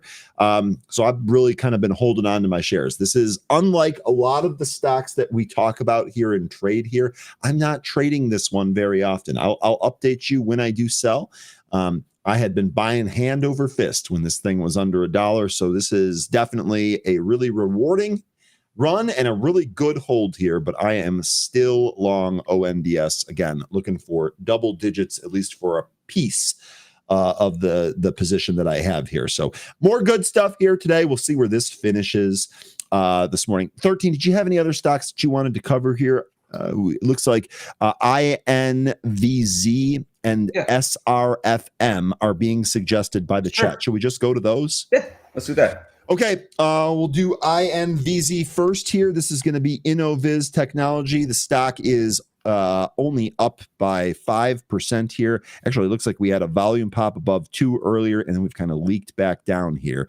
I don't really see any news on this. Looks like the last news that we had here was from Monday. Yeah. I guess I'm curious as to why you're even bringing this one up here today. Seems kind of out of favor. And light volume here in the pre-market. It's been on a nice run here recently, so we can get some key levels. What do you got, 13? Well, yeah, I think it's it was just on being brought up because it did have that 6% or maybe a little bit more pop this morning on. I don't think it had, like you said, the news was today. It just might be moving on, in relation to that. I don't really think that there's going to be a whole, unless some more news comes out. I don't think there's going to be a whole lot here. The float is pretty big, 155 million shares.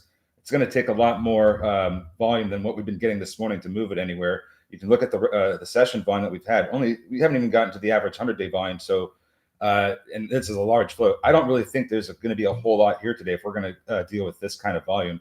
So this pop might be, excuse me, this pop might be all we're going to be getting today, unless some buyers start stepping into the 180s. I don't necessarily see that happening. Not sure about. We'll see a whole lot out of INVZ. Maybe we will, but at the moment, right now, it doesn't look like we will. Yeah, not the greatest one. Sorry, Levinci Lenoir. Awesome handle, but sorry, doesn't really seem like there's a whole lot going on here. Okay, the other one, RX, wanted to mention SRFM. Surf Air Mobility, we did pop here in the pre-market, pretty good volume, and this is after having a nice volume day yesterday, so the relative volume trade might be on this one here. Let's see if we had any news here on Surf Air Mobility. It looks like we did. Surf Air Mobility board members purchase company stock, so this is going to be the, it says Chairman Carl Albert and co-founder Sundhin Shahani, excuse me, I hope I pronounced that right, purchased 14,500 shares and 17,200 shares, respectively, of the company's common stock for an aggregate purchase of about $110,000 in open market transactions. Remember, folks, there is only one reason why insiders buy stock on the open market. These buys were tagged as yesterday. 347. The stock is a double from there. SRFM, big pop here. RX13. What do you think of this one? Yeah, I was just kind of reading a little further into the news. Also, apparently they also got a new board director, David Anderman. That happened last week. So yeah, just a lot of management changes. Management liking the stock, buying it. So and it has a 14.5 million share float. That's the first thing that pop out to me. Let's take a look at their financials, which don't look to be too great.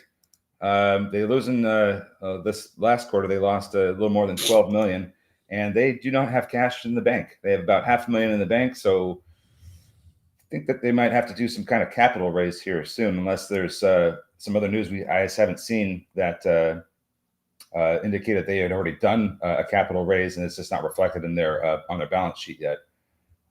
So I would have to look. I'd be double checking that if I was interested in trying this. I don't know what it's going to do today, but if they haven't raised any capital or haven't planned to do it, I think that's going to be coming here just based on the way their balance sheet looks. Okay, we are open. That was the bell. Let's see what's moving here. RVSN. All right, yeah, that's popping right now for sure.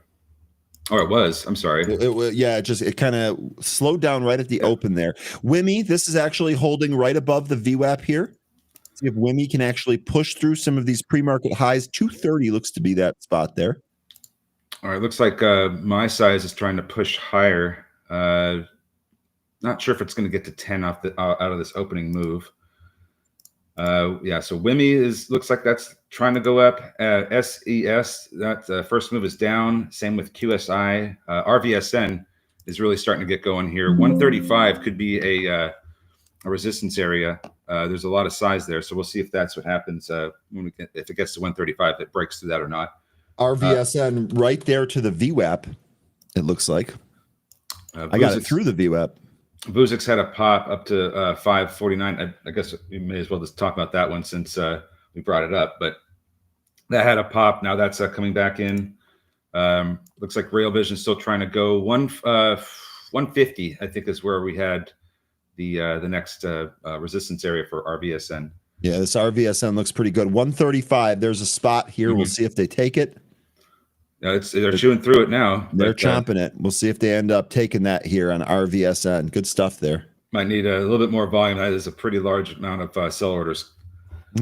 Seems like it's got the push so far here, though, so it looks pretty good. Real quickly here, poll results are in. Will we see a Grinch pinch or a Santa rally? Santa rally winning that poll, 56% of the vote. Grinch pinch getting 43%. You folks think we are going to get the Santa Claus rally?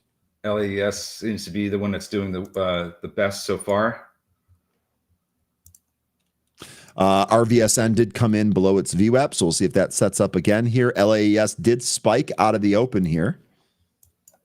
Oh, geez.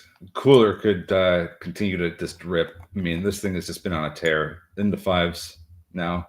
INTZ halted. This looks like to the downside here on INTZ. Good mention there, Jay Summers. Good morning, Shannon. Haven't watched Landman yet, but I have heard from everybody I've talked to how good that show is. I will let you know when I check that out. AMBO getting mentioned here by the chat. AMBO. That is popping here. Ambo Education Holding. Did we have news on this? Diaz is mentioning PDYN. Not really. PDYN, that was continued momentum here. Let's see. PDYN, wow, above 10. Jay, how about this one? How about PDYN? It's a very nice candle there. 1020 is the current high. A lot of things just kind of fell out of the open. So let's just be patient. We'll get our opportunities. Some of these quantum names getting mentioned here by the group. QUBT, nice little spike. Which one did you have? WIMI. This one's starting to move now. Just put in the new high.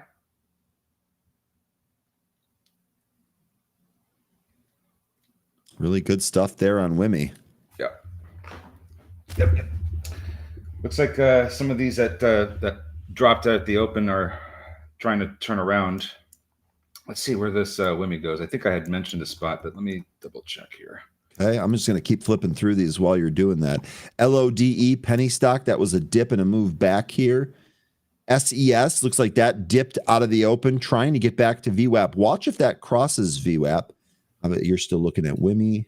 Yeah, I think WIMI was like the 3 and 350 one. Okay. So we'll see what we get here. But so far, nice impulse move. Might be coming back in a little bit, though. RVSN, looks like that pull here, it actually might try to get back to that VWAP there. We're 4 cents away. So again, watch a VWAP cross there on RVSN if it can get above 128. Looks like SES could also get going too. It bounced after that initial move down. Yep, that is trying here right at the VWAP on SES.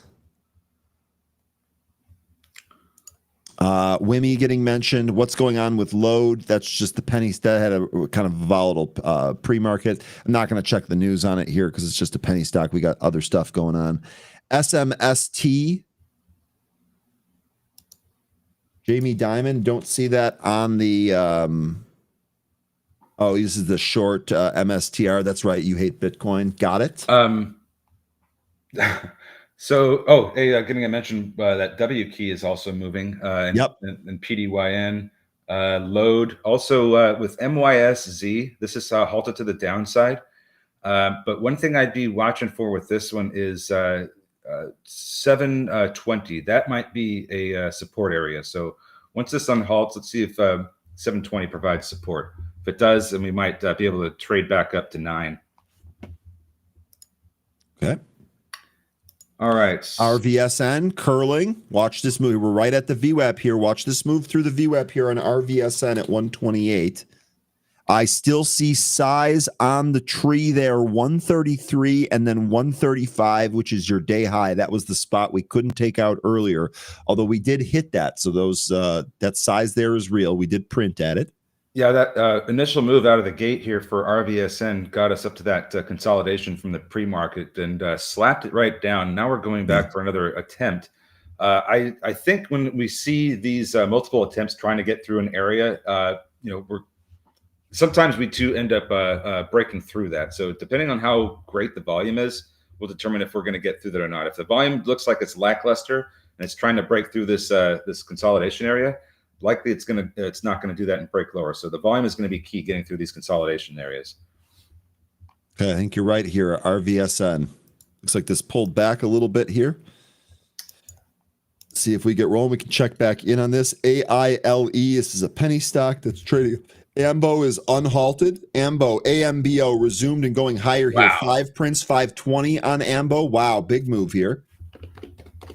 What happened with nothing, right? This is just AMBO education. Whoever mentioned this one right out of the open, JJ, Jonathan, really good stuff. Yeah, I mean, we can call this one Rambo because this is the short's worst nightmare. All right, so Rail Vision losing VWAP. I lost my VWAP.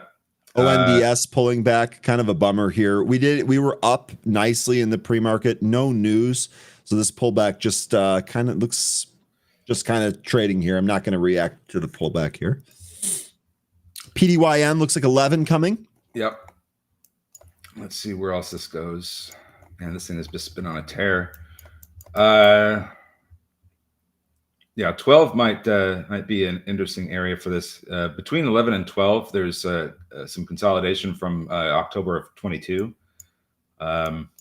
So might see a brief resistance, but it looks like it's not going to be too much for it to get through on this kind of volume. All right, so nothing that we've really looked at today is providing too many trades. We've got a couple.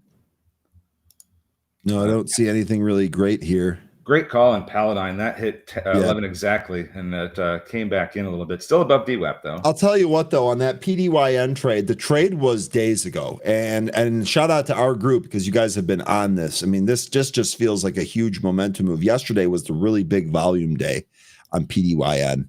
Getting more extension here today.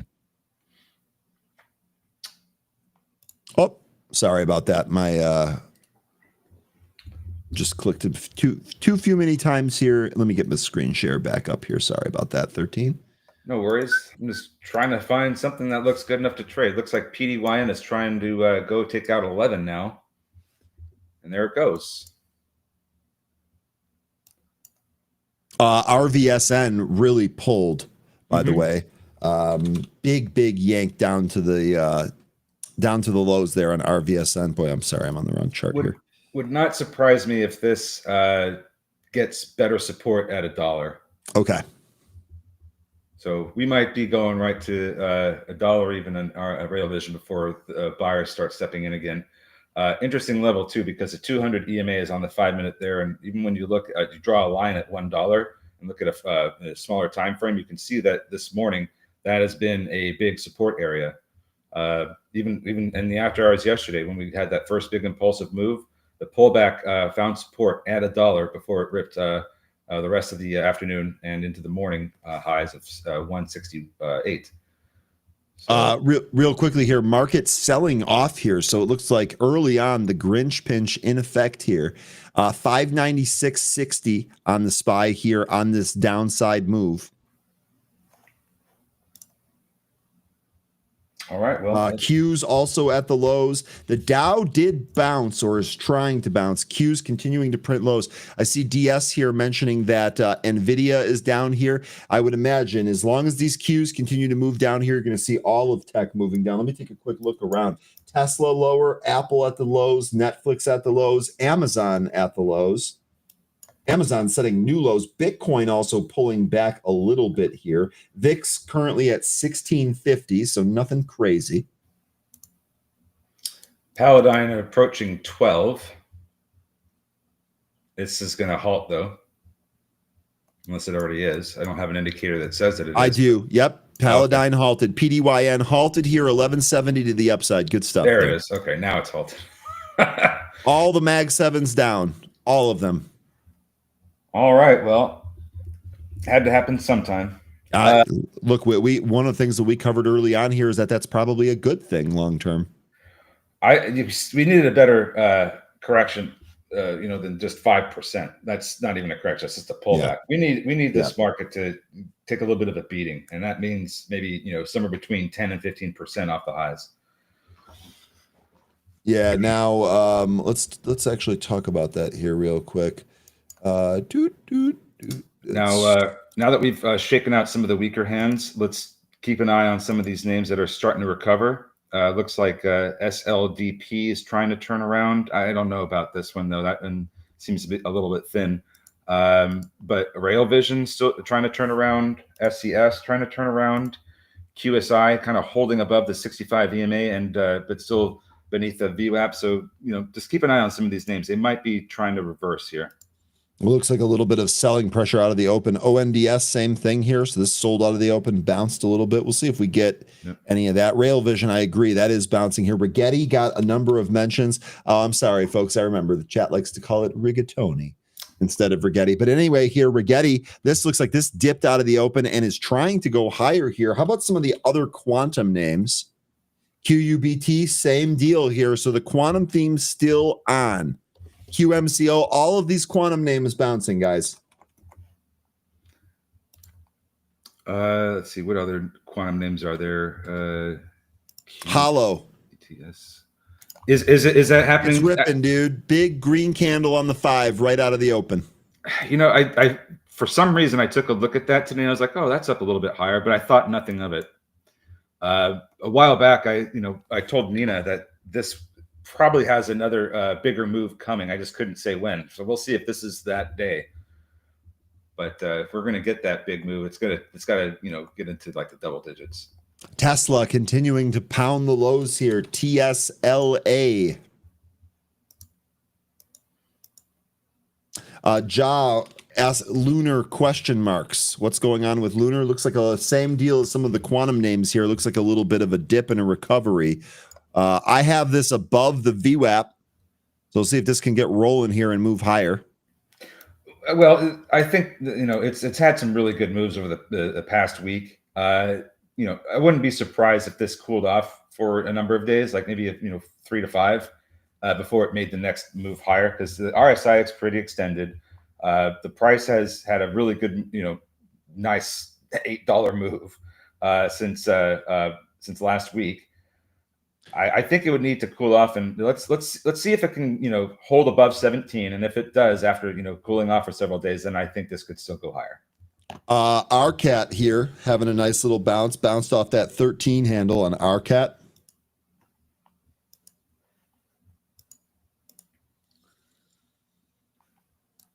All right, so my size coming down to that a support area. 720 looks like it could be an area where my size might reverse, and if it doesn't, then this is going to need to look at the 65 and 200 EMAs for support, which is much lower than 7. Here you go on my size. This looks like this is about ready to give up that support. Ooh. Rambo, not looking great. That's AMBO. Yeah, yep. Right back to start. First blood. Well done. Quantum names still doing pretty good. QS actually probably the worst performer of that group. LIDR looks like that just recaptured VWAP. That might try to go. Good morning, Crow. You guys were mentioning WIMI and AILE. We can check in on both of those here real quick. QBTS is coming up to try to break over 1074. This will be the third attempt since the pre-market. It could break it this time though. You take a look at like a smaller time frame. 1074. It was a pre-market breakout level that it tried to attempt to take out twice. Was not successful. Led to the downside out of the open, and now it's rebounding, trying to come back up and take that out again. So 1074, 1075, that's going to be a potential breakout spot in QBTS. Okay, really good stuff there. Watching QBTS. PDYN open. PDYN is open. Going lower. I'll be honest, guys. I don't see anything great for a new trade here. No, things are. I was going to say, did I miss any good setups here? I don't think so. It seems like a lot of things have just been, providing quick trades, and then you need to just be out of it because it's, everybody's going to jump out of it at the same time.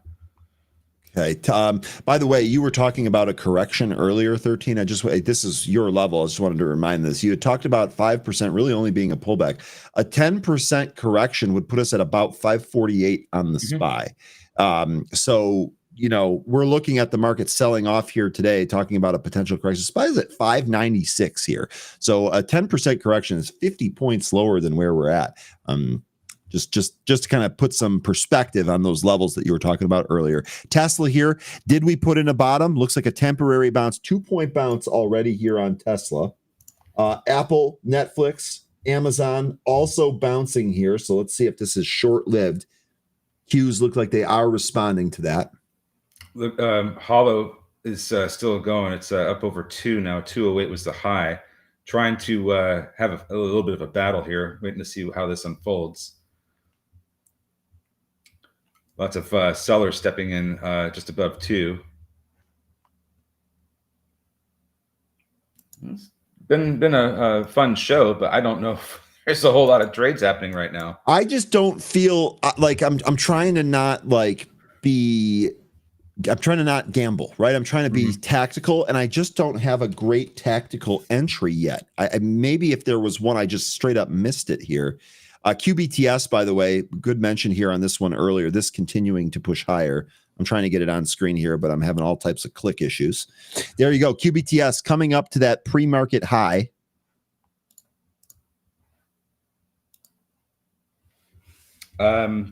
SB Trader saying now SPY will fly up. This was just a bear trap. Okay, so that's an interesting. Actually, first of all, SB Trader joins us all the time on Happy Hour. Really sharp trader here.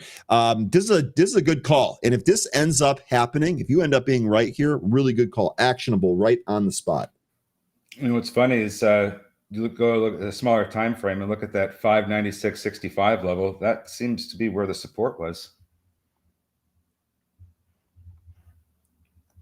Previous all-time highs. Boom. Look at QBTS. That was a good move. I should have just chased this one. I shouldn't even say that, but I should have. Good discipline.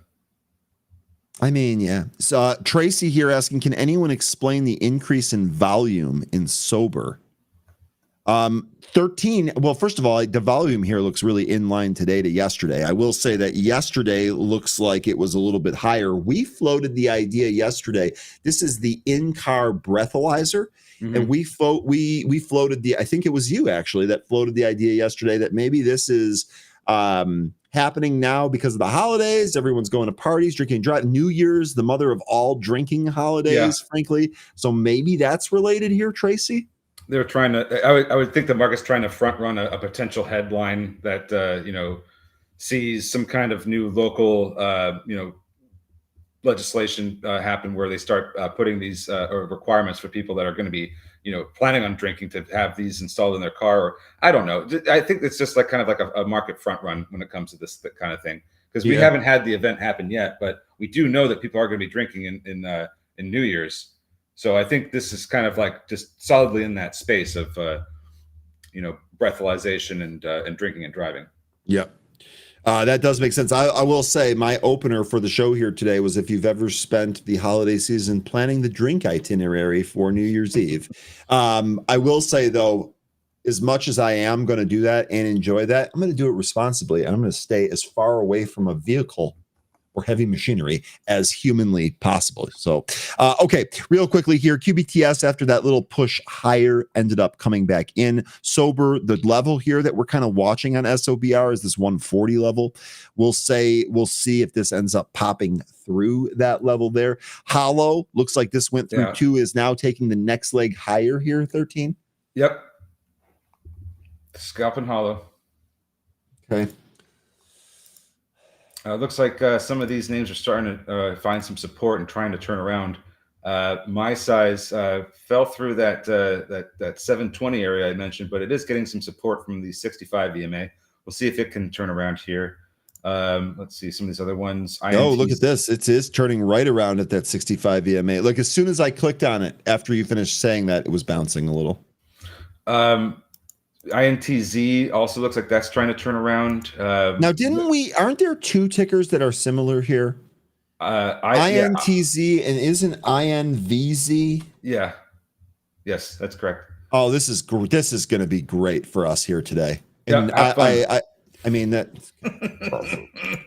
I'm sorry in advance. I know I'm going to screw this up here today, guys. So I'm sorry in advance.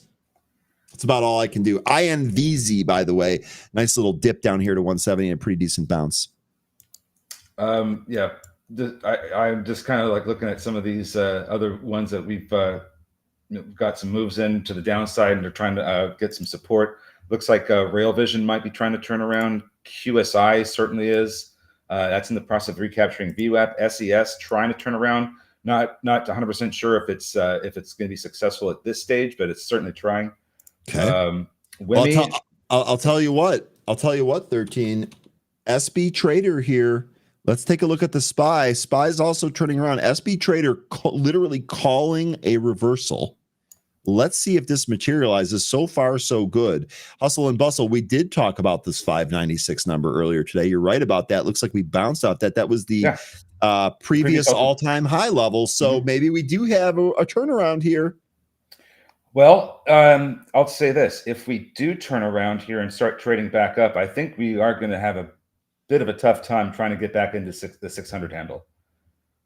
That would be my thought on if we are going to trade back up, that would be my expectation. 600 is going to be a little bit more difficult to get back into.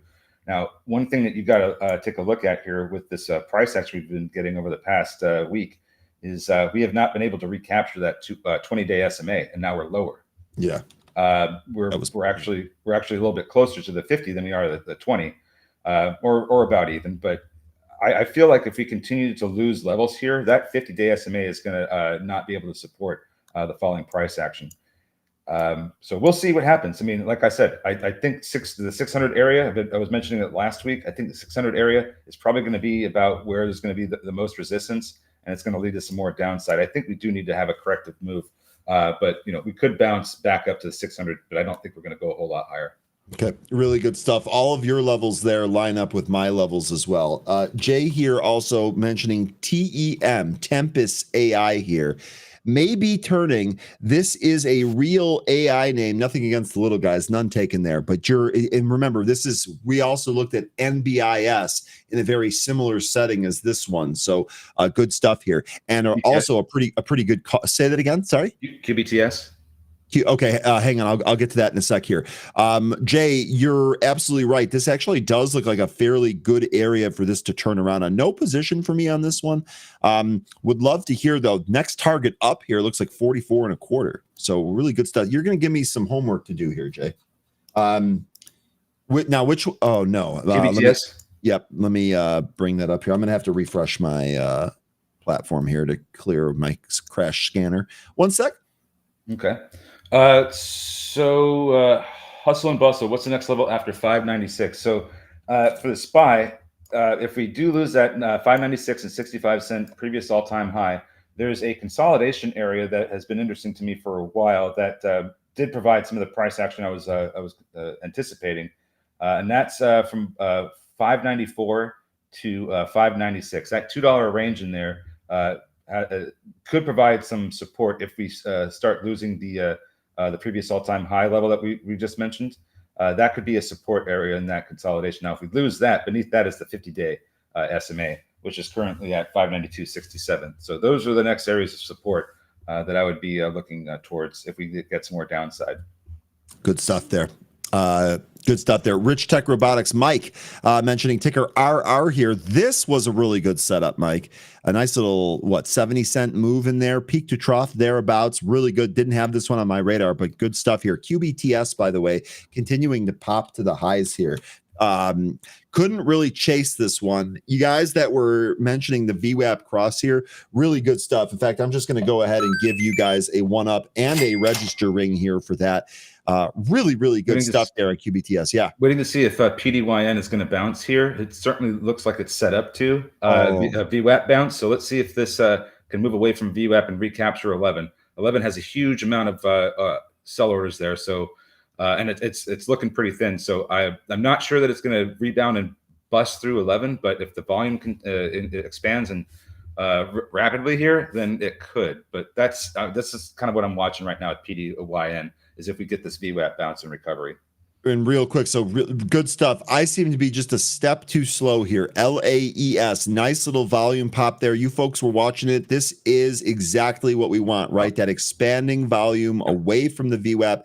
LAES looks like it printed 11s there. Another register ring for all of you that are trading that. Really good stuff there. Really good stuff there. DS, Jane, Jane, nice job selling out of that near the high. Way to go. PDYN fell through VWAP. It's trying to recover. Just kind of shaking out some of the weekends. LITM here. This was a mention from Daniel earlier here today. Daniel, this ripping from that 120 area is a really good move here on LITM. And also the volume here looking really good on LITM too. Really good stuff, Daniel. Sorry if I didn't cover that one earlier. Really good, though. KITT here, this also a dip down to 2, and this is now back to 250. So this also, Nauticus Robotics, this similar to RR, which had a very similar move here this morning. This one just went higher. Maybe KITT goes higher. Oh, X Sniper, you're on this one. Okay, sweet. That'd be great if Kit said, "Take your profits, Michael." Did you not watch Knight Rider? Come on, you guys. I did. I watched it a little bit. I just didn't get the voice there. Yeah, because I can't do the robotic voice. Yeah, it's hard. I mean, look, I don't know how to talk like an 80s Trans Am either. IONQ here. This turned around from that 45.5 handle. This one looking pretty good. Hans, I know this is just part of that huge deck quantum theme has just been an absolute monster for us. Yeah. Been pretty hot. Look at this move of PDYN. That was a nice reversal after trading beneath the VWAP. Let's see if we get some follow through here. Take this up to 12. Still has a pretty large amount of share orders at 11, but nowhere near the amount it had earlier. Looks like it wants to try and take out 11, and it sure does. Really trying to do it now. There it goes. Woo! Look at that reversal. All right. Took it out and spread out here. The question really is going to be, can it continue to push through this level here? Exactly. They actually refilled size there, but it's not a whole lot. So, okay. All right, let's see what else we have happening here. Looks like INTZ, that's about to touch the 200 EMA on the 5 minute. That's currently halted. This thing is, it's not looking great. Nope. We'll see what happens after it unhalts. WIMI hit the 65 EMA. That is trying to turn around now, coming up towards VWAP. QSI, another quantum name, that is chewing its way through the pre-market consolidation, trying to the pre-market high of 376. Watch that 360 level there. That stopped it in the pre-market a few times. QSI. Absolutely. Good call. Mad Crew, we've been on Rigetti for days here. I just didn't trade it today. But Rigetti, Rigatoni, whatever you want to call it here, we've been talking about this one since it was like a $4 stock, $3 stock. Yeah. Huge move here for Rigetti. Nice little dip and rip. All of the quantum names doing the same thing here today. LAES all the way back to VWAP. They're really good sell on that, Jane. The quantum names are pulling at the moment. QBTS and QUBT are really coming in. Let me see what else. QSI starting to weaken as well.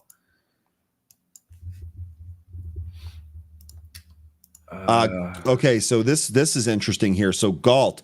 So back on Friday of last week, we actually had a short report, right? This was a Fuzzy Panda short report. Knocked the stock down from $2 to $1.30, and then the lows here at about 73 cents.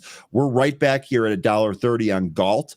So maybe this is kind of turning around here. I don't know much about the company. I did meet the CEO, or one of the guys that works here. Yeah, director, president, and CEO. Played golf with him, actually. But don't know much about the company here. This looks like this is coming back after that short report. Fuzzy Panda, right? Let me just confirm that real quick. Oh, man. Just don't know about a lot of these names. What's the SPY doing? Oh, no, this was a trial for MASH. Well, there was a favorable trend incidence in very. Okay, so this was data. Sorry about that, folks. This looks like this is traded back here on data. My apologies. SPY now in that consolidation area I mentioned earlier. So far, not getting that rip. So SPY, so interesting. So SB Trader, we were talking earlier about maybe this being a bear trap, maybe a bull trap, though. Look at this. That little bounce totally faded. Lower we go here, 595. We're going to start watching for that 50-day moving average level. We had that at what, 591 and change? Let me pull that back up here real quick. Yeah, something like that. Yep, 592.64. I beg your pardon. 592.64. That's going to be your next level down here. Yeah, we might see a little support come in right now since we're approaching the middle of that consolidation channel. So we could see a little bit of rebounding, but if this weakness continues, we could end up just spending the whole day chewing through this thing. INTZ, man, to the low. This thing, what a disappointment here. Glad I'm not trading this one here today. And PDYN, that other one that we were trading here, again, disappointing on PDYN as we just coughed up the VWAP. Yep. Interesting. I've got it right at VWAP in TradingView, but I have this losing VWAP 30 cents ago in the broker. So And actually, here we go, losing VWAP now in TradingView as well. Oh, QUBT just absolutely getting hammered. A lot of these are really starting to come in. I mean, it looks like the whole market's weak. What's going on here? Is there any news? U.S. stocks likely headed for 10% correction, says top strategist, points out a horrible market breadth. Things we've talked about for a while now. Yep, that doesn't seem new. Retail inventories ex auto for November, 0.6 versus 310 estimate. Durable trade goods for November minus 102.86 billion versus the 102.30 billion estimate. I don't really see anything that would necessarily be moved. This just kind of looks like trade in action here. Yeah, let's just let some of these shake out here. We'll see if they provide any trade setups afterwards. SB Trader here saying SPY might be proving me wrong. It may be time to switch sides. This is actually a really good comment here. If you make a call and it doesn't end up working out, it's okay. Just make a different call, right? It's okay to be wrong, not stay wrong. A lot of stuff selling off here now. Wow. This continuing to accelerate to the downside here. Now, the volume here, if you take a look at Apple here, Apple printing lows, Netflix printing lows, Tesla is still on the lows and pounding those lows here. NASDAQ at the lows, SPY still at the lows. This poll is still happening right here. All right. Bigger B's all right. He's all, yes. Grinch is in town. No ho ho ho. Oh, we'll see. We've had a couple of change in directions already here this morning. Yeah, look at QUBT. That went all the way down to the 200-day. I'm sorry, not 200-day. The 200 EMA on the 5-minute. Rebounding now. Let's see if it can. Sorry, which ticker? I'm sorry. QUBT.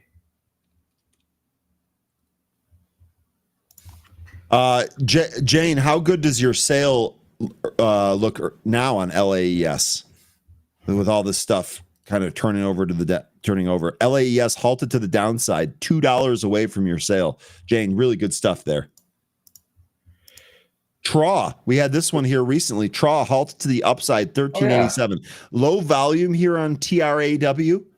Low volume here, but this halted to the upside. Let's see if never mind. I was going to say, let's see if QBTS could hold VWAP here, and it just chunked right down to the 65 EMA.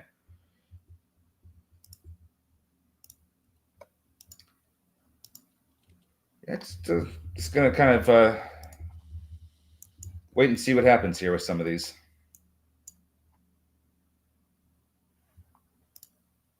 QSI reversing its pop. INTZ trying to bounce, but boy, oh boy, what a move down on that one. Look at the move in LAES. It's halted to the downside now, but yeah, that was a huge pull. Yep. Well, we just got to be patient. There's going to be some bounces.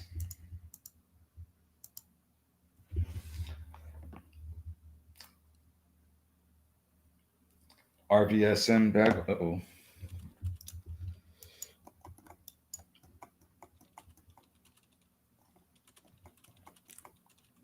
Well, let's see what happens here. What else are we looking at? Because so far, everything that I've taken a look at is just trying to find a bottom. Wow, we are chewing our way through that consolidation area. And the SPY. Be patient, says Big B's. Really good piece of advice there. Hans, Friday selling until 11. I don't know. Imagine that it just sells the entire time that we're on our show and then turns around as soon as we get off. Imagine that. Market goes, okay, now that those jokers are I was going to say, Market's like, F these guys. VRAR here. This is a Robert play from a while ago. VRAR here popping on volume right to the highs. Looks like this was halted. Rambo's coming back, trying to recapture VWAP. Here we go. This, you know what? Given everything that we have here, this actually looks like one of the better setups. PDYN, by the way, you guys, that wow, that is halted to the downside. That was nasty. But AMBO here, let's see. Maybe this can actually go through the VWAP here. Looks like it stopped a little bit.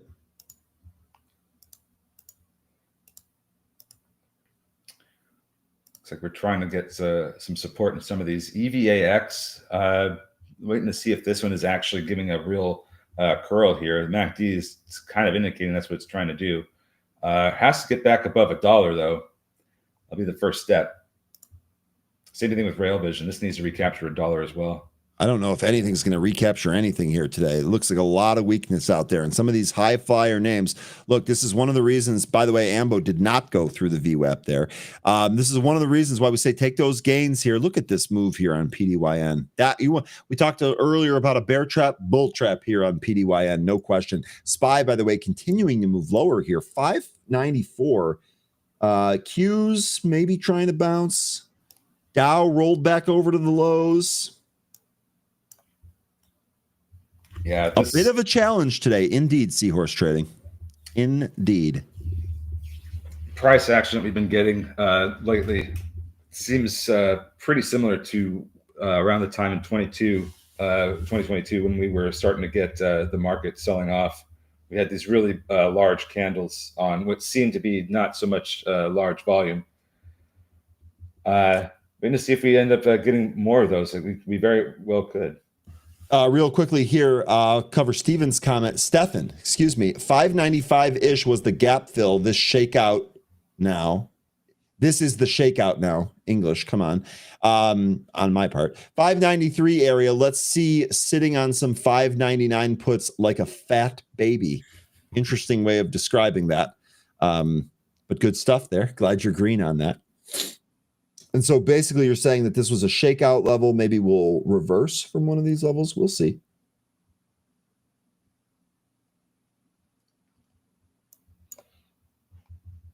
Let's take a look around and see what's turning around. SPY is trying to bounce here. As are some of these other plays that we've been watching get hammered. Looks like QUBT is trying to get some support from the 200 EMA. So far, so good, but give that more time. QBTS certainly is trying to turn around. That lost VWAP and recaptured it in the same 5-minute candle. Let's see if it can hold above VWAP.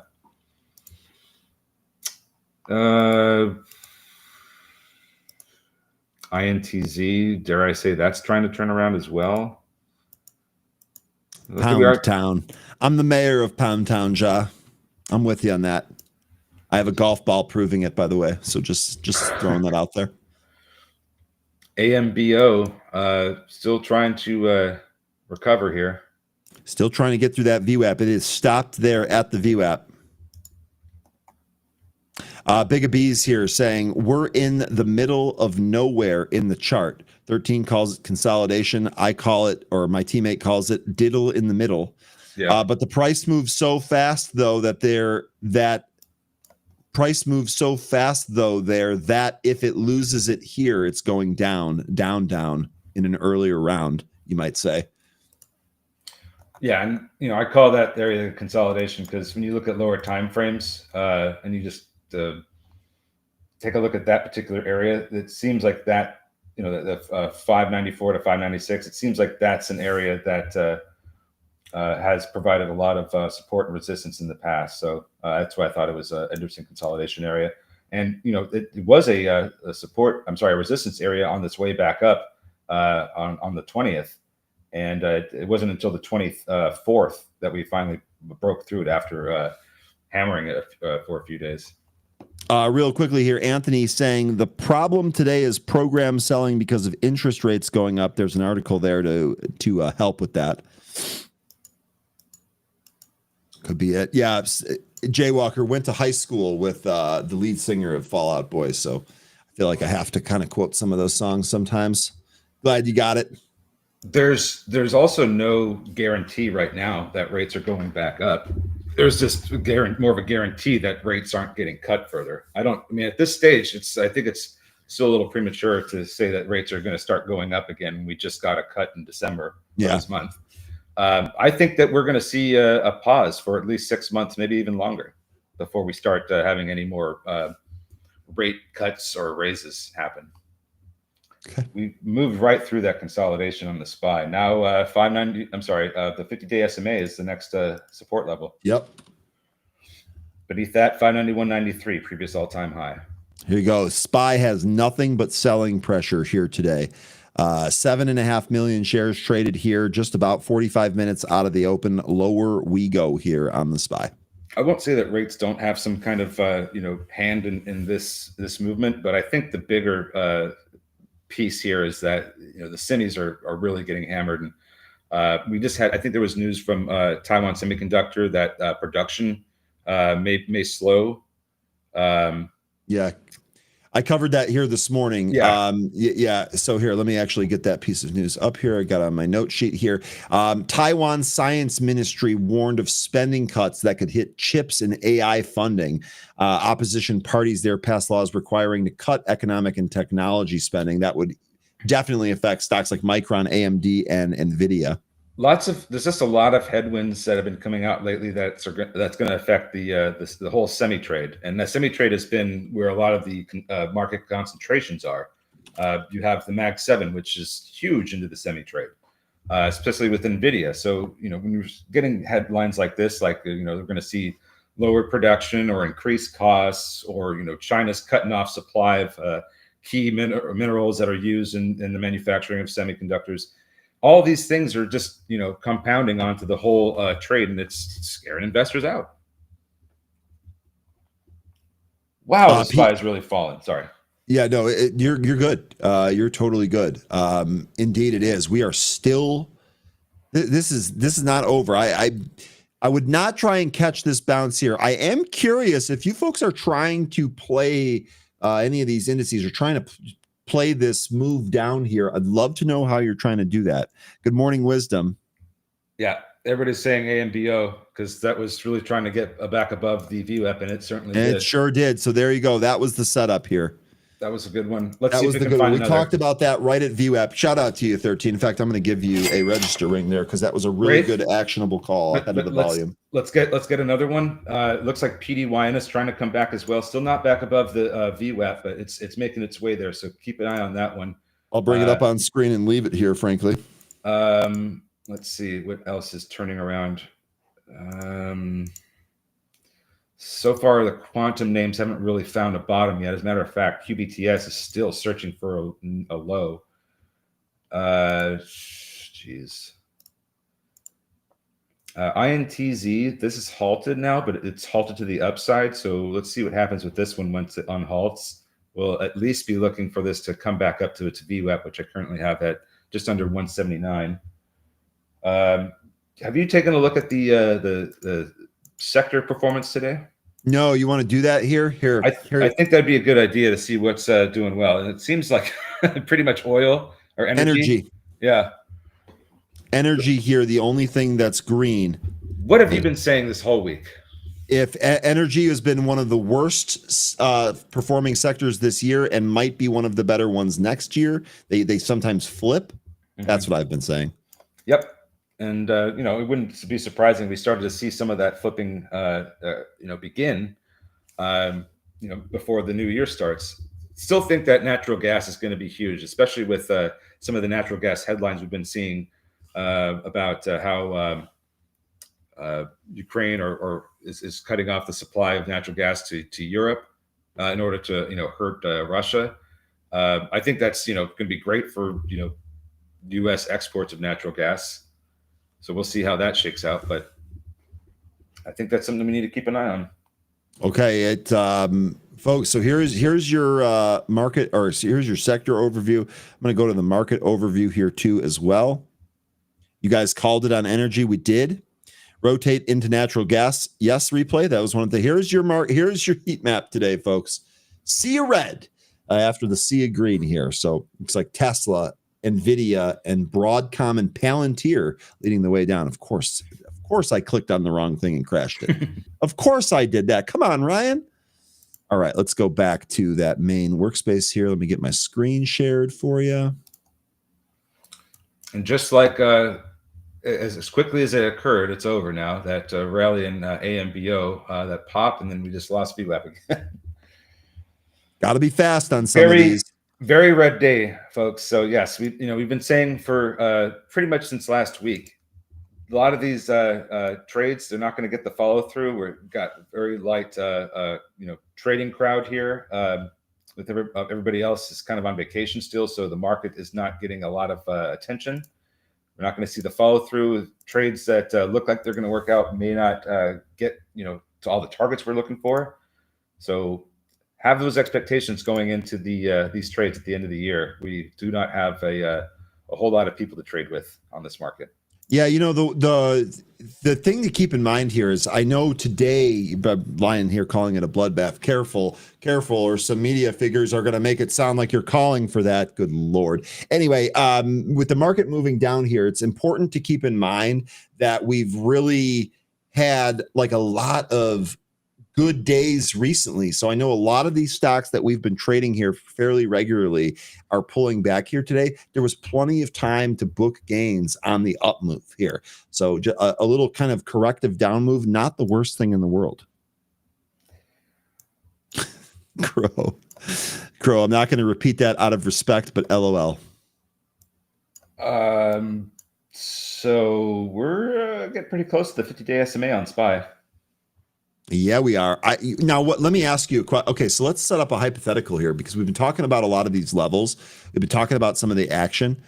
What do you guys think about a potential bounce off this 50-day? You think we actually lose this and hunt for some new lows beneath this, or do we bounce here? Because that could actually be a trade here. 592.59 is that spot here. 592.83 is the current price that we're at. We are just a couple of nickels away from this spot. So let's go with what you're saying and see if that, and let's say that that's going to potentially happen, and we get a reversal around the 50-day SMA.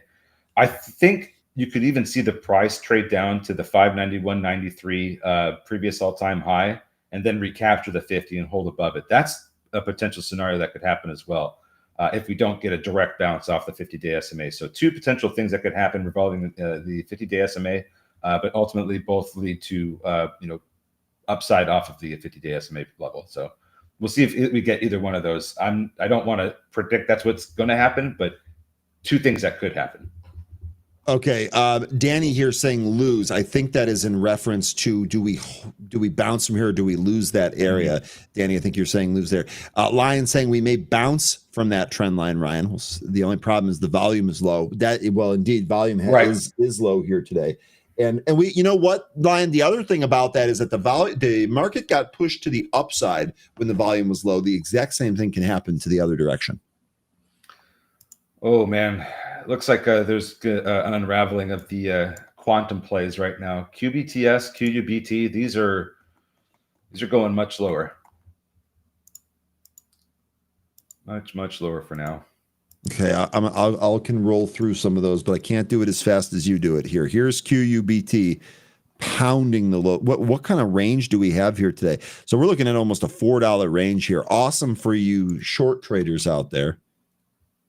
SCSAI, this did move down, although it's barely holding on to green here. QMCO, that's another one of these quantum names. No good. QUBT. How about rigatoni? Rigetti, of course. Let's RGTI. Let's see if QMCO can get support around $69. That seems to be a support area from this morning. I need to change my for vote no other reason. Yeah, big down move here early on today. Tell you what, the ONDS pullback, that pulled back more than I would have liked to have seen. Just being honest here. Totally get a pullback. That would have been fine. But man, oh man, this pullback actually bringing us below yesterday's close. That actually sets up for kind of a nasty candle here on the daily. This actually, if we were to close right now, boy, oh boy, does this look like a reversal candle. And I'll be honest, I hope that's not the spot. Jay Walker, I have nothing to say as well. I actually, there we go. Yeah, it's an emoji. It takes a sec to load here on Restream. I've thought the same thing a number of times. Luis here, I actually think this is a really smart thing to say. It's Friday. Half of it comes back. So I think what you're referring to here is half of the sell-off comes back. Monday booms 4 a.m. before anyone gets a chance. We've seen that before, and this is one of the reasons why I'm constantly saying let's not overreact some of these moves that we see, because that's how you compound your problem. So INTZ and MYSZ, those are both starting to try and turn around. MACDs are starting to show that as well. Both are beneath their VWAPs, but they're making their way towards it. INTZ is in particular almost there. So, just needed to be a little bit patient. Let's see if we start to get some of these recoveries. Maybe we do end up trading higher, and this was just shaking out some folks. Look at the SPY now. We did come down to the 50-day SMA. We're starting to reverse and get back up into the consolidation area. That's at 594. So let's see if we do reverse here. It could happen. Lots of things starting to look like they're trying to turn around. Maybe not so much the quantum names, but some of these other ones are. Tesla is bouncing here. You're right about that bounce too. So the SPY bounce coinciding with Apple, Amazon, Netflix, Tesla, Goldman Sachs is even bouncing here. So maybe we are turning around a little bit. Just be careful, because these bounces could also trap you further. Just if you are making trades off of these reversals, I think making them short and sweet might be a good idea. Just read the tape, follow what it tells you. INTZ halted again. Jay Summers, upside. yeah, this to the upside here. So, and look at that MACD as well. MACD, and we're almost to the VWAP. It looks like it's going to try and go higher. Don't know how much higher we're going to get here. There's a lot of sell orders in the way. Need to see more volume. Crow calling for AILE to have $1 plus in the cards here. That would have to break out from 80 cents, Crow.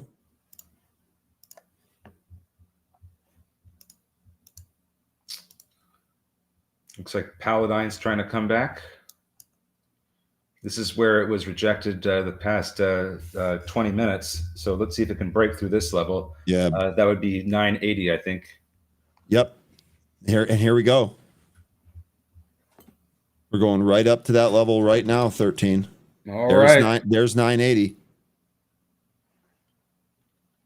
Yeah, it's making its way back up to VWAP. Now I've got VWAP here at 1028, 1010. So just above 10 on both the broker and trading view here.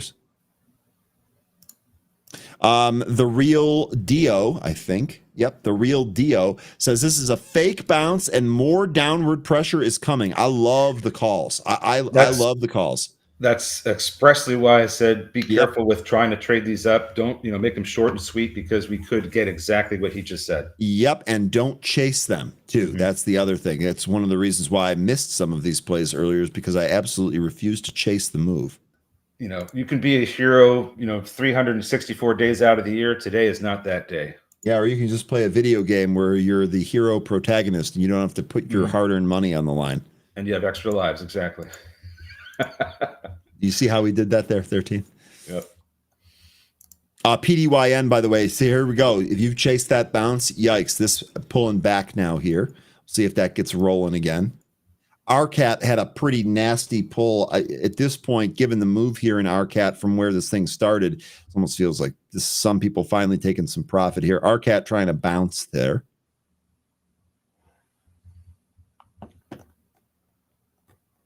I'm just looking through here. So Bitcoin lost 95K. That's a good quote. We haven't even really looked. I haven't anyway really looked at Bitcoin here today. Yeah. So earlier this morning, it actually did get down to about 94,500.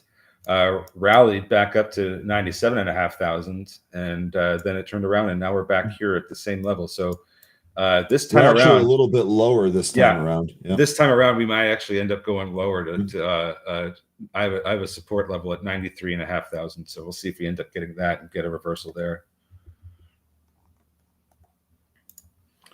All right. Let's look at some of these names. Looks like QMCO is trying to recover. I don't think this doesn't look like this is going to be the kind that has a robust recapture of VWAP and then goes on to hit 90 again.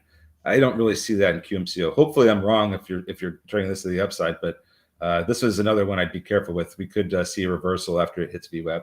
The one thing here is that you could also watch QMCO and then maybe play other names on that, right? So if QMCO is actually able to get through that VWAP, you might see some strength as a sympathy in some of the other names in here. Stefan saying, I personally think they're setting this up perfectly to rally into end of year. Finish at 600. 2 runners left on the 599 put. Just started a 600 call for next Friday. Hey, I know, and I appreciate you sharing thoughts there. A lot of really good stuff in there for potential trades. If anyone feels the same way that you do, good stuff, Stefan. Yeah, Line Alice, I think I may have enjoyed all my coffee already. Might need to go get some more. You know what? I did 3 cups already today, and I'm going to have to eat something before I do a 4th. Otherwise, I might have a stomach ache on my hands. Your skeleton's going to leap out of your body. Look, I mean, I'll drink coffee all day long, but 13, I got to put some food in my stomach. Otherwise, I'm in trouble. Oh, I gotcha.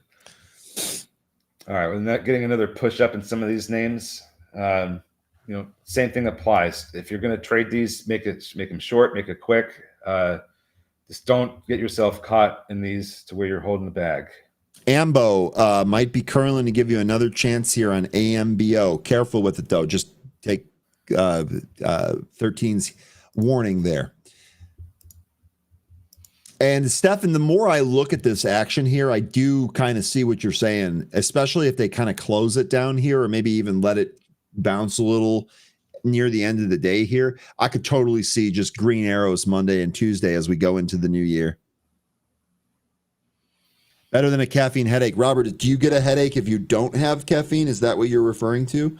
Because sometimes if I don't have enough coffee, my head hurts. For that, drink water. Yes, that is for sure. AJ saying PDYN 993. Was that the high of the recent move here on PDYN? Because I think we're still lower there. Let me bring that on screen here. That was bouncing. Yeah, it's almost at VWAP. Hasn't quite got there yet, but pretty close. It looks like if we break 10, we could tap it. Yeah, it looks like he was calling out the recent high of this move here. PDYN backing off. Let's see if we can get to that VWAP there. That needs to get above 10. INTZ is halted to the upside again, but it's halted after it moved over my VWAP. It's coming up to a pre-market consolidation area, about 195. So about 195 could see some pretty heavy selling if it gets up there. But just watch the price action if you're trying to trade this one and you'd like to see more upside, because the MACD is indicating there could be some more upside coming. Just keep an eye on the volume, because we're going to need a lot of it in order to chew through all of these sell orders that we see here on the price ladder. This INTZ bounced into the halt. This is probably tough to trade. I don't have any position on this. I didn't trade this one myself. Looking after the fact here, it actually looks like maybe a tough trade. You kind of had to be in that. SPY still at the lows here. Sorry, market's still at the lows here. A couple of individual names bouncing, a couple of the smaller ones bouncing here, but the big names here. Apple, again, new lows here on Apple. Amazon about to set some new lows. Tesla is actually still bouncing here. SPY coming down to the 50 again. Yep. And then Christopher Anthony was mentioning AMPG is going. I don't think. AMPG. That was a runner from earlier, wasn't it? Or excuse me, earlier this week. Okay, so this one's bouncing. Trying to negotiate a recapture of VWAP. Yeah, the right around, this was a bookend right around Christmas. Tuesday, Christmas Eve, and then also Thursday, the day after Christmas. This had decent moves here on AMPG. Rich Tech Robotics. This had a nice little move out of the gate. Looks like this gave back that entire move. Tom mentioned 13. Tom mentioning a nice little pullback on Palantir. Okay, so you know what I'd like to do, 13? And if you have something that you're in the middle of, don't let me distract you. But one of the things I would like to do here as a group, come up with levels that make sense to buy Palantir for a hold if we continue to pull back. Did you have something pressing that you wanted me to get to? Well, I was just mentioning that EVAX, that one looks like it's trying to curl. Volume's not great right now, so just keep it on your radar. If we get volume expansion, this could be another candidate that tries to get back up to VWAP. Also, SLDP. These are ones we've talked about this morning. These this also looks like it's trying to turn around. So if you're looking for some trade setups, those are a couple that look like they are trying to provide one. As far as what you were mentioning with that stock that you had on there, Sober, by the way, also trying to curl right at the VWAP. You can add that one to your list. But here, let me go to the Palantir. Yep. I have to exercise caution on this one. I think if we're going to be trading this one for a long-term hold, it's got to get cut in half. Okay. Wow. I think this one is just way extended. Okay. And you know how I feel about this one too. I think it's got great margins, great revenues. Yep. But the valuation doesn't really make sense up here, and I think it needs to come back in. And if it does, it's probably going to get cut in half. So 172 forward price to earnings ratio right now. To your point about this being expensive. Yeah, so maybe somewhere between 35 and 40 would be a good spot. And if you look at this, you can see some consolidation between 35 and 40. So maybe there. Really good spot. So the 35 and 40 level that he's giving, I'm basically summarizing that as being 36.11 because that's exactly where the 200-day is. And if you put your cursor on there, you can absolutely see the consolidation that 13 was just talking about. I'd be definitely loading the boat here, and a pullback to the 200-day here. Yep, I'd be loading that. I will say here, if this pulled back to that 61 area, which represents a breakout area, and the 50-day moving average, I'd probably try a little there too. If it's a long-term ad that we're talking about, you can dollar cost average over time there, but I'd be trying this on a 50-day pullback. And yes, in replay, I'm not suggesting that anybody go out and try to short this thing. Not at all. I'm saying if this ended up getting cut in half, that would be a much more attractive buy. But I do not want to short this thing for the exact reason you just said. And Jay bringing up a good point here too. Palantir, my problem is that everyone and their grandmother loves it. And Jay is absolutely right. I mean, how many times have we all got on here, talked about how much we like this stock? Chatter's talking about how much they like the stock. Maley really likes this stock. Everyone does seem to like it. Jay's spot on there. So good stuff, guys. So okay, Tom, there was a lot there. But all you had said is nice little pullback. You didn't even really ask a question, but just kind of looking at some levels here because that's just how my brain works. I would definitely be trying some here at 61, but realistically speaking, looks like 30 to 40 is going to be your better area there. Lion Atlas says it's unfortunate, but we will never see 30 on Palantir. Lions, he's drawn a line in the sand. He's put it out there. Probably not 30. We were talking 35, 40. It's like, I'm going to correct you. But here's the thing. I don't want to think that that's impossible because if this whole market pulls, it's going to take everything with it, including the really high flyers. Those get hurt the most. Yeah. I mean, I agree that Palantir has a lot of great things going for it, and the government absolutely loves the stock, and the CEO pumps the hell out of it. But man, this thing is so extended that I feel as soon as the whole market gets scared out of their positions, Palantir is going to be one of those that shoots straight down. I just have this sense that that's what's going to happen. Maybe it never hits 30, but it's going to get cut pretty bad. That's to your point, though, 13. That's the day or the time or the thing to watch to start adding there. Right. Never say never. Buffalo, but you know what? Buffalo by bicycle. I agree with never say never. Not the best James Bond movie, but this is a really good comment there. Mo saying, sorry, yep, I followed it when it was 14, but I was just getting started. If I put 1K, I'd be a millionaire, LOL. Yo, there's so many stocks. I mean, Apple, God, if we had just bought Apple, I actually told my parents to buy Google when I was in high school. It was, I think, like $80 back then. Yeah, and that's split a few times. My entire family would be millionaires if they had listened to me. Like $5 is going to make a difference. Well, with a float of almost $2 billion, yeah, that's a $10 billion difference. So sure, not a big difference at all. Wait, what? Which one? We're talking about Palantir. Oh. The line out was saying $5 is not a big difference, and I'm saying otherwise. It's a $10 billion difference. I would agree. $5 can be a big difference. Absolutely. Motorist saying, and honestly, I could see Palantir going way, way down like Upstart did a couple of years ago. Okay, let's take a look at that. That's going to be UPST is the ticker here for Upstart. Did I get that right? There we go. Did I type it right? So here, let's zoom out here and take a look at what Motorist is talking about here. Now, here's the one thing that I'll say about that.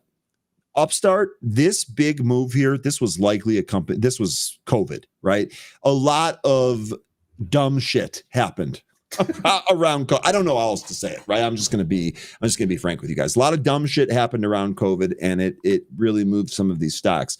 That is not the case with Palantir. This has definitely had a huge meteoric rise, but it has absolutely nothing to do with COVID and everything to do with the company and the way that they do things there. To your point, there I could definitely see a big pullback. I'm not sure you're going to see the same type of thing that happened with Upstart. I think the company is too connected to military, defense, the United States, and there's too many people in the incoming administration tied to this stock that are going to let it go down. Yeah, Palantir, that whole move, basically everything that they've had ever since they IPO'd in October of 2020. I mean, yes, they had a good story, but the whole movement from 2020 to 2021, this is when everybody was not working. They were getting stimulus. There was nothing to do except play video games and trade the stock market. That was what that whole movement was. And we will never see anything like that probably for a long time until we get, the next pandemic or whatever that, or next event that creates a huge amount of stimulus for the public. Look at SES right now, by the way, right to VWAP. Let me go back to the main screen here. Shoot, why does my scanner? I'm gonna have to report that here real quick. Couple of things here. The UPST big move wasn't COVID, really. Yes, it was. Upstart is a personal loan company. COVID, people were losing their jobs and had no money. This absolutely was tied to COVID, man. Now, you're right about the short squeeze. That was another thing that really kind of drove it. You're absolutely right about that. But it was definitely tied to COVID. Jay Diamond here. Jamie Dimon. We love Jamie Dimon's attitude here. The only way you could make money buying Apple in the very beginning would be if you bought it and forgot about it. You would have sold it already for profits a long time ago.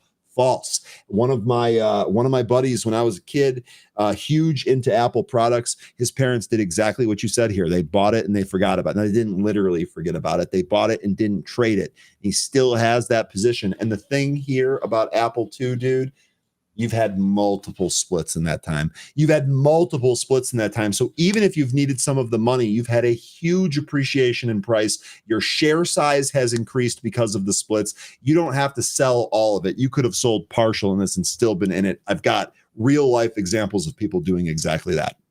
We also on this very show, we talked about picking up Apple a lot at 165 when it was coming in. I picked it up at 165. I'm up 54.5% right now. My Apple shares now that I've hung on to split adjusted down to $22. So not selling those. They'd have to stop producing the iPhone for me to sell those shares. I don't know if I see that in the cards here. INTZ, massive halt fest here. 8 halts. This actually dropping now, INTZ. SES with a really good rebound to the VWAP. That was a pretty good trade going off of the 200 EMA on the 5-minute all the way up to VWAP.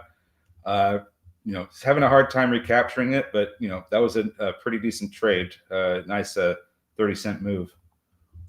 Oh, guys, by the way, that PDYN that we talked about, nice. That worked. Good stuff. It seems like a lot of things are coming back up to at the very least their VWAP. Whether or not they break through like PDYN is a whole different story. But these big sell-offs when they rebound, they typically try to get back up to the VWAP. And we're seeing a lot of that with these AMPG. That hit VWAP, came back in a little bit, but it still hasn't broken back down. It's still trying to get back above VWAP. So that's another potential one of a VWAP recapture. Sorry, Ryan, did you have something to say? No, I got distracted by CNBC here. AMBO could be another one it still hasn't broken down, so there's potential for that one to break back over VWAP as well. Looks like EVAX is trying to turn around, but it might need some more time. That still has to recapture $1. That's EVAX, right? Sorry. Yeah. SLDP, Solid Power, that one found a bottom around 203. That's trying to come back up, currently trying to negotiate the upside with the 200 EMA. Brian here mentioning, right? Did I get that right? Yeah. Sorry, I got faked out by the chat. there. That's my own fault for reading comprehension skills. Brian here mentioning that SPY is moving back up. Does look like SPY is kind of bouncing off that 50-day moving average level 13. Mm-hmm. Let me take a look at this on a smaller time frame here. Yeah, so getting support from the 50-day SMA, trying to get back into that consolidation channel. That starts at 94. Every time we get back into 94, it gets pushed back out. So 94 looking like a resistance level for the time being. One that once we do recapture and get back in there, then maybe you're going to see some more bouncing around in the consolidation channel. But until that happens, 594 resistance level.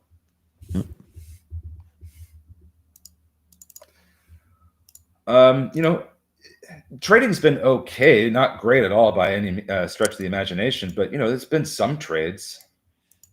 Yeah, I don't have much in terms of the short-term trades here. My swing account, actually, just because of the OMDS pullback, I'm actually down a little. Oh no, I'm actually down slightly here. It hasn't really been a terrible day though. Yeah, look at QSI. This is a quantum name. This one right back up to VWAP has a huge wall of sell orders to get through at 330. So if we see some volume expansion here that takes that out, this thing may have legs. But that's a lot of orders to get through. And so remember, was this not the setup that we just saw in PDYN? Yes. Yeah, it was, right? This was very similar. We sold off to the lows. We started to bounce. We then took the VWAP out and ended up moving higher. To your point here, maybe QSI does move higher after taking that VWAP out. 13, I got to step away for just one sec. I'll be right back. No problem. It's just that with the QSI, that 330 level, I don't think PDYN had anywhere near that same kind of wall of sell orders that this one does. So I think that's the one thing that gives me pause for wanting to jump into it. Otherwise, if we do break through that, it's going to be fireworks, I think. All right, so let's see what else we have here. So my size, after holding consolidation for a while, finally going lower. 200 EMA on the 5-minute beneath it at 534. So that would be the last support area for me before we are back to start. VIX going down. SPY is trying. So it looks like we're trying to get some recovery happening here. I'm looking at the SPY right now on the 5-minute. It is looking like we are trying to re-enter that consolidation channel that starts at 594. So we'll see if it can get some 5-minute candle closes in there and potentially take it higher. 595 was also a brief stop on the way down for this earlier today. So that might also be a resistance area if it gets up there. Got a lot of time left in this current 5-minute candle, so need to see if we are going to close above 594 or not. We have another 4 minutes and 20 seconds before we get a close of that candle, so we'll see. Rail Vision, still trying to recover. That one's almost a VWAP. QSI, here we go. Hammering at 330 level and VWAP. Let's see if it can take that out. Going to need a lot more volume than this, but it's starting to chunk a little bit. Keep an eye on QSI. We might see some movement here. Look at all the volume starting to expand here. Might have something here, folks. All right, I'm gonna just keep an eye on that one. I'm gonna look around and see what else is happening. PDYN lost VWAP. AMBO is trying to hammer VWAP again as well. Hey Ryan, we were just taking a look at QSI. It's trying to do that thing that PDYN was doing. It sure is. All I had to do was sit up for a second, come back. Here we go. We're right at the VWAP. You need better volume than this, though. That's a huge wall to get through. We need way better volume than this. And oh my God, that wall is huge. You're right about that. I might try to trade this if we get up there. Let's see. Yeah, because I think if we take that wall out, it could be pretty explosive. AMPG, this one now above its VWAP. This is the kind of movement we want to see, because now look at how it's moving. Much better. Oh, yeah. And that's what we want to see from QSI if we get through the VWAP here. QMCO could be another one, too. Volume is low on this one as well, but it's moving back up, and it's almost at its VWAP. I think this one had a little bit of it. No, this one's not a heavy floater. So QMCO, there's another one that could recapture its VWAP. Hollow is also pushing back up through its VWAP and going higher. The high in this one today was $2.19. It is currently at $2. Getting some recovery here on these names, folks. Just be nimble with these. Make sure you have your stops set up or trailing stuff if that's what you prefer. It's great that we're seeing some of these movements back up to VWAPs and whatnot, but just make sure you have your stop set because, we've seen how these things get up there and just pull like that. QSI. Is it doing it? Well, they brought it back up to that spot. I'm seeing some numbers change here. That spot and QSI at 330 really got smaller, and they brought in a bid. Ooh, the bid that they brought in just got snapped. Ew. They moved it. They went from 330 to 340.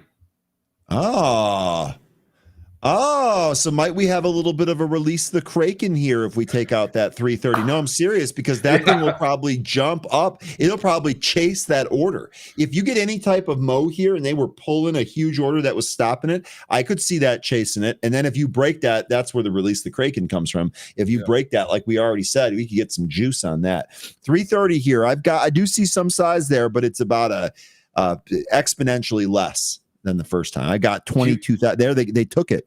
QMCO. And they're trading it here and they're refilling it and it's deleted and they're refilling it again. Yeah, here we go through 330. Yep. 340 here. Sorry, 13. 340's got that spot that you were talking about. That happened fast. Yep.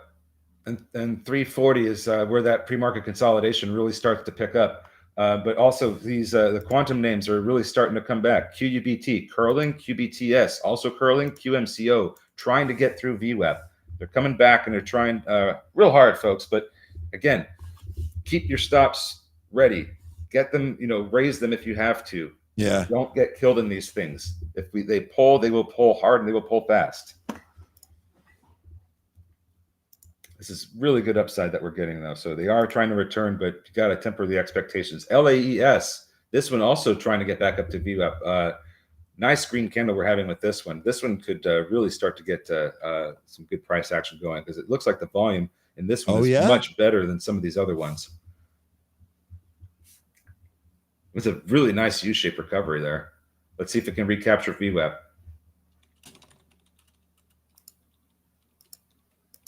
Just had to wait.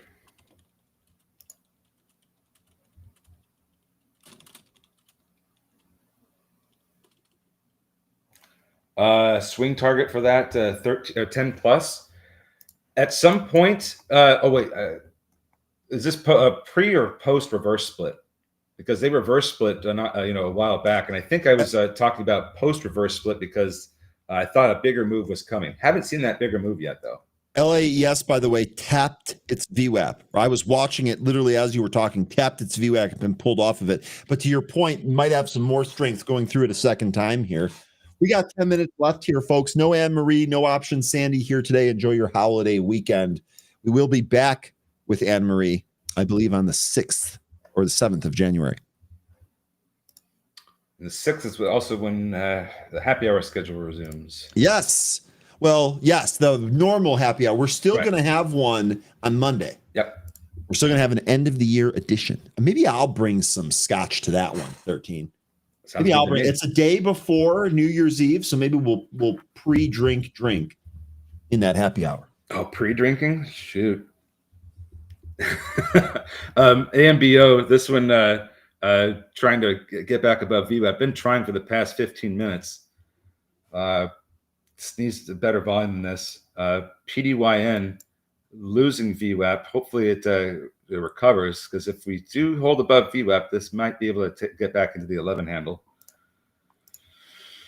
EVAX still trying to. All right, go ahead. QSI, dude, we got above that VWAP. It's trying to go, but you called it correctly. Oh, you know what? 13, I think they moved it again. 340 had that. So I saw it on mine. I saw it on mine after you said it. I don't see it there anymore. There's still 23,000 there.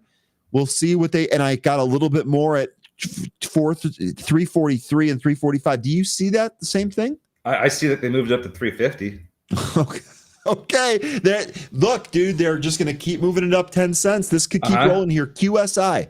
And then when they've got up to a certain point where they've got a whole bunch of bids that's beneath the price, they're just going to take that huge chunk.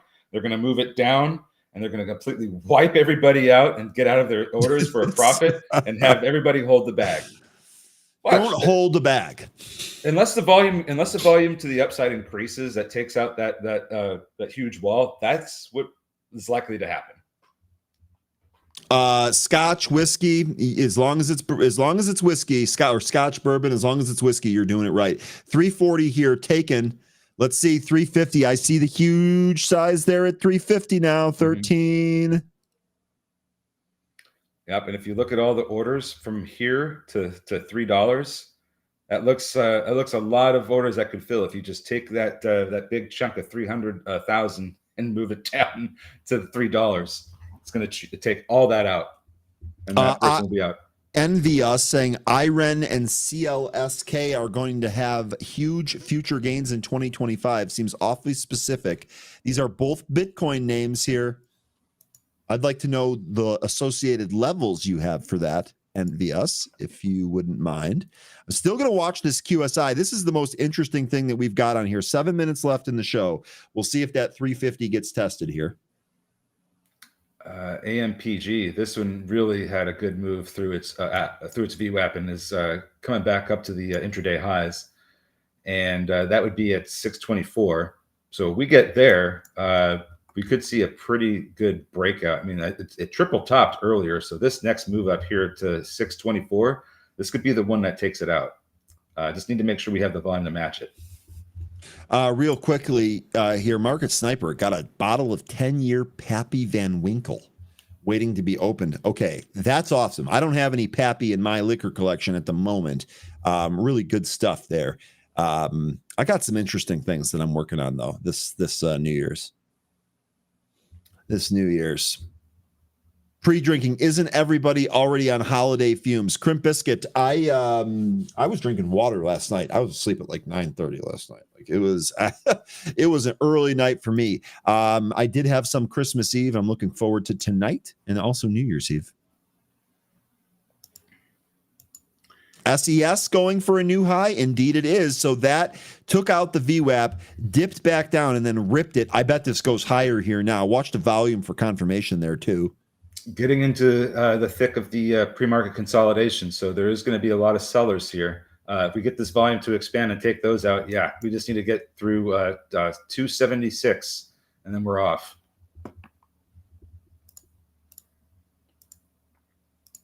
All right. What else is, hey, here we go with QSI coming up to 350. Let's see if they move it again.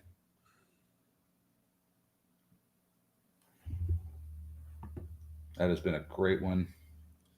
Sure has. I'm actually in QSI right here. Time to move the stop up.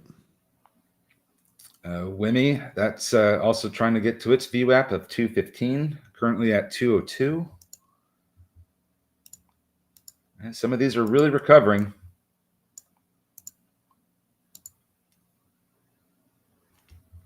QMCO looks like it wants to take out VWAP, but this thing is so spready. Let me bring it up on the screen. Sorry, I was sipping my tea here. SES continuing to move. That was a really good one. Whoever was on SES, whoever's still trading that one, you guys did well today. Here is your QMC. God, you're right on this one too, 13. Man. Yeah, like you're looking at like 50 to $1 spreads at any given time with this one. So not exactly too sure what we're going to get out of this. It's expensive too. It's at $76 a share. So not sure about that one. QBTS, here we go. This one's coming right back up to VWAP. Okay. QSI pulled off that spot. I got stopped out there, by the way, with a gain. Which one? QBTS was the one that you mentioned? QBTS and QUBT. The quantum names are returning. Old Crow Bourbon, Crimp Biscuit. I'm actually going to be working on some Old Potrero straight rye whiskey. One of the really good ryes that I have here. QBTS continuing to trade back up here. 1022 looks to be the spot. Watch that one. By the way, on QSI, they added some size there, 338. Oh my God, that got deleted. Some more size there at 345, but this does look like this is rolling a little bit here. Also with QSI, they took that big wall at 350 and they moved it up to 360. But at the same time, a bunch of other sellers came in at 350 and 355. So it's looking even heavier up between 350 and 360 now. And for good reason too. Look at the highs of the price action in QSI this morning. That's pretty much been the area where the sellers have stepped in between 355 and 365.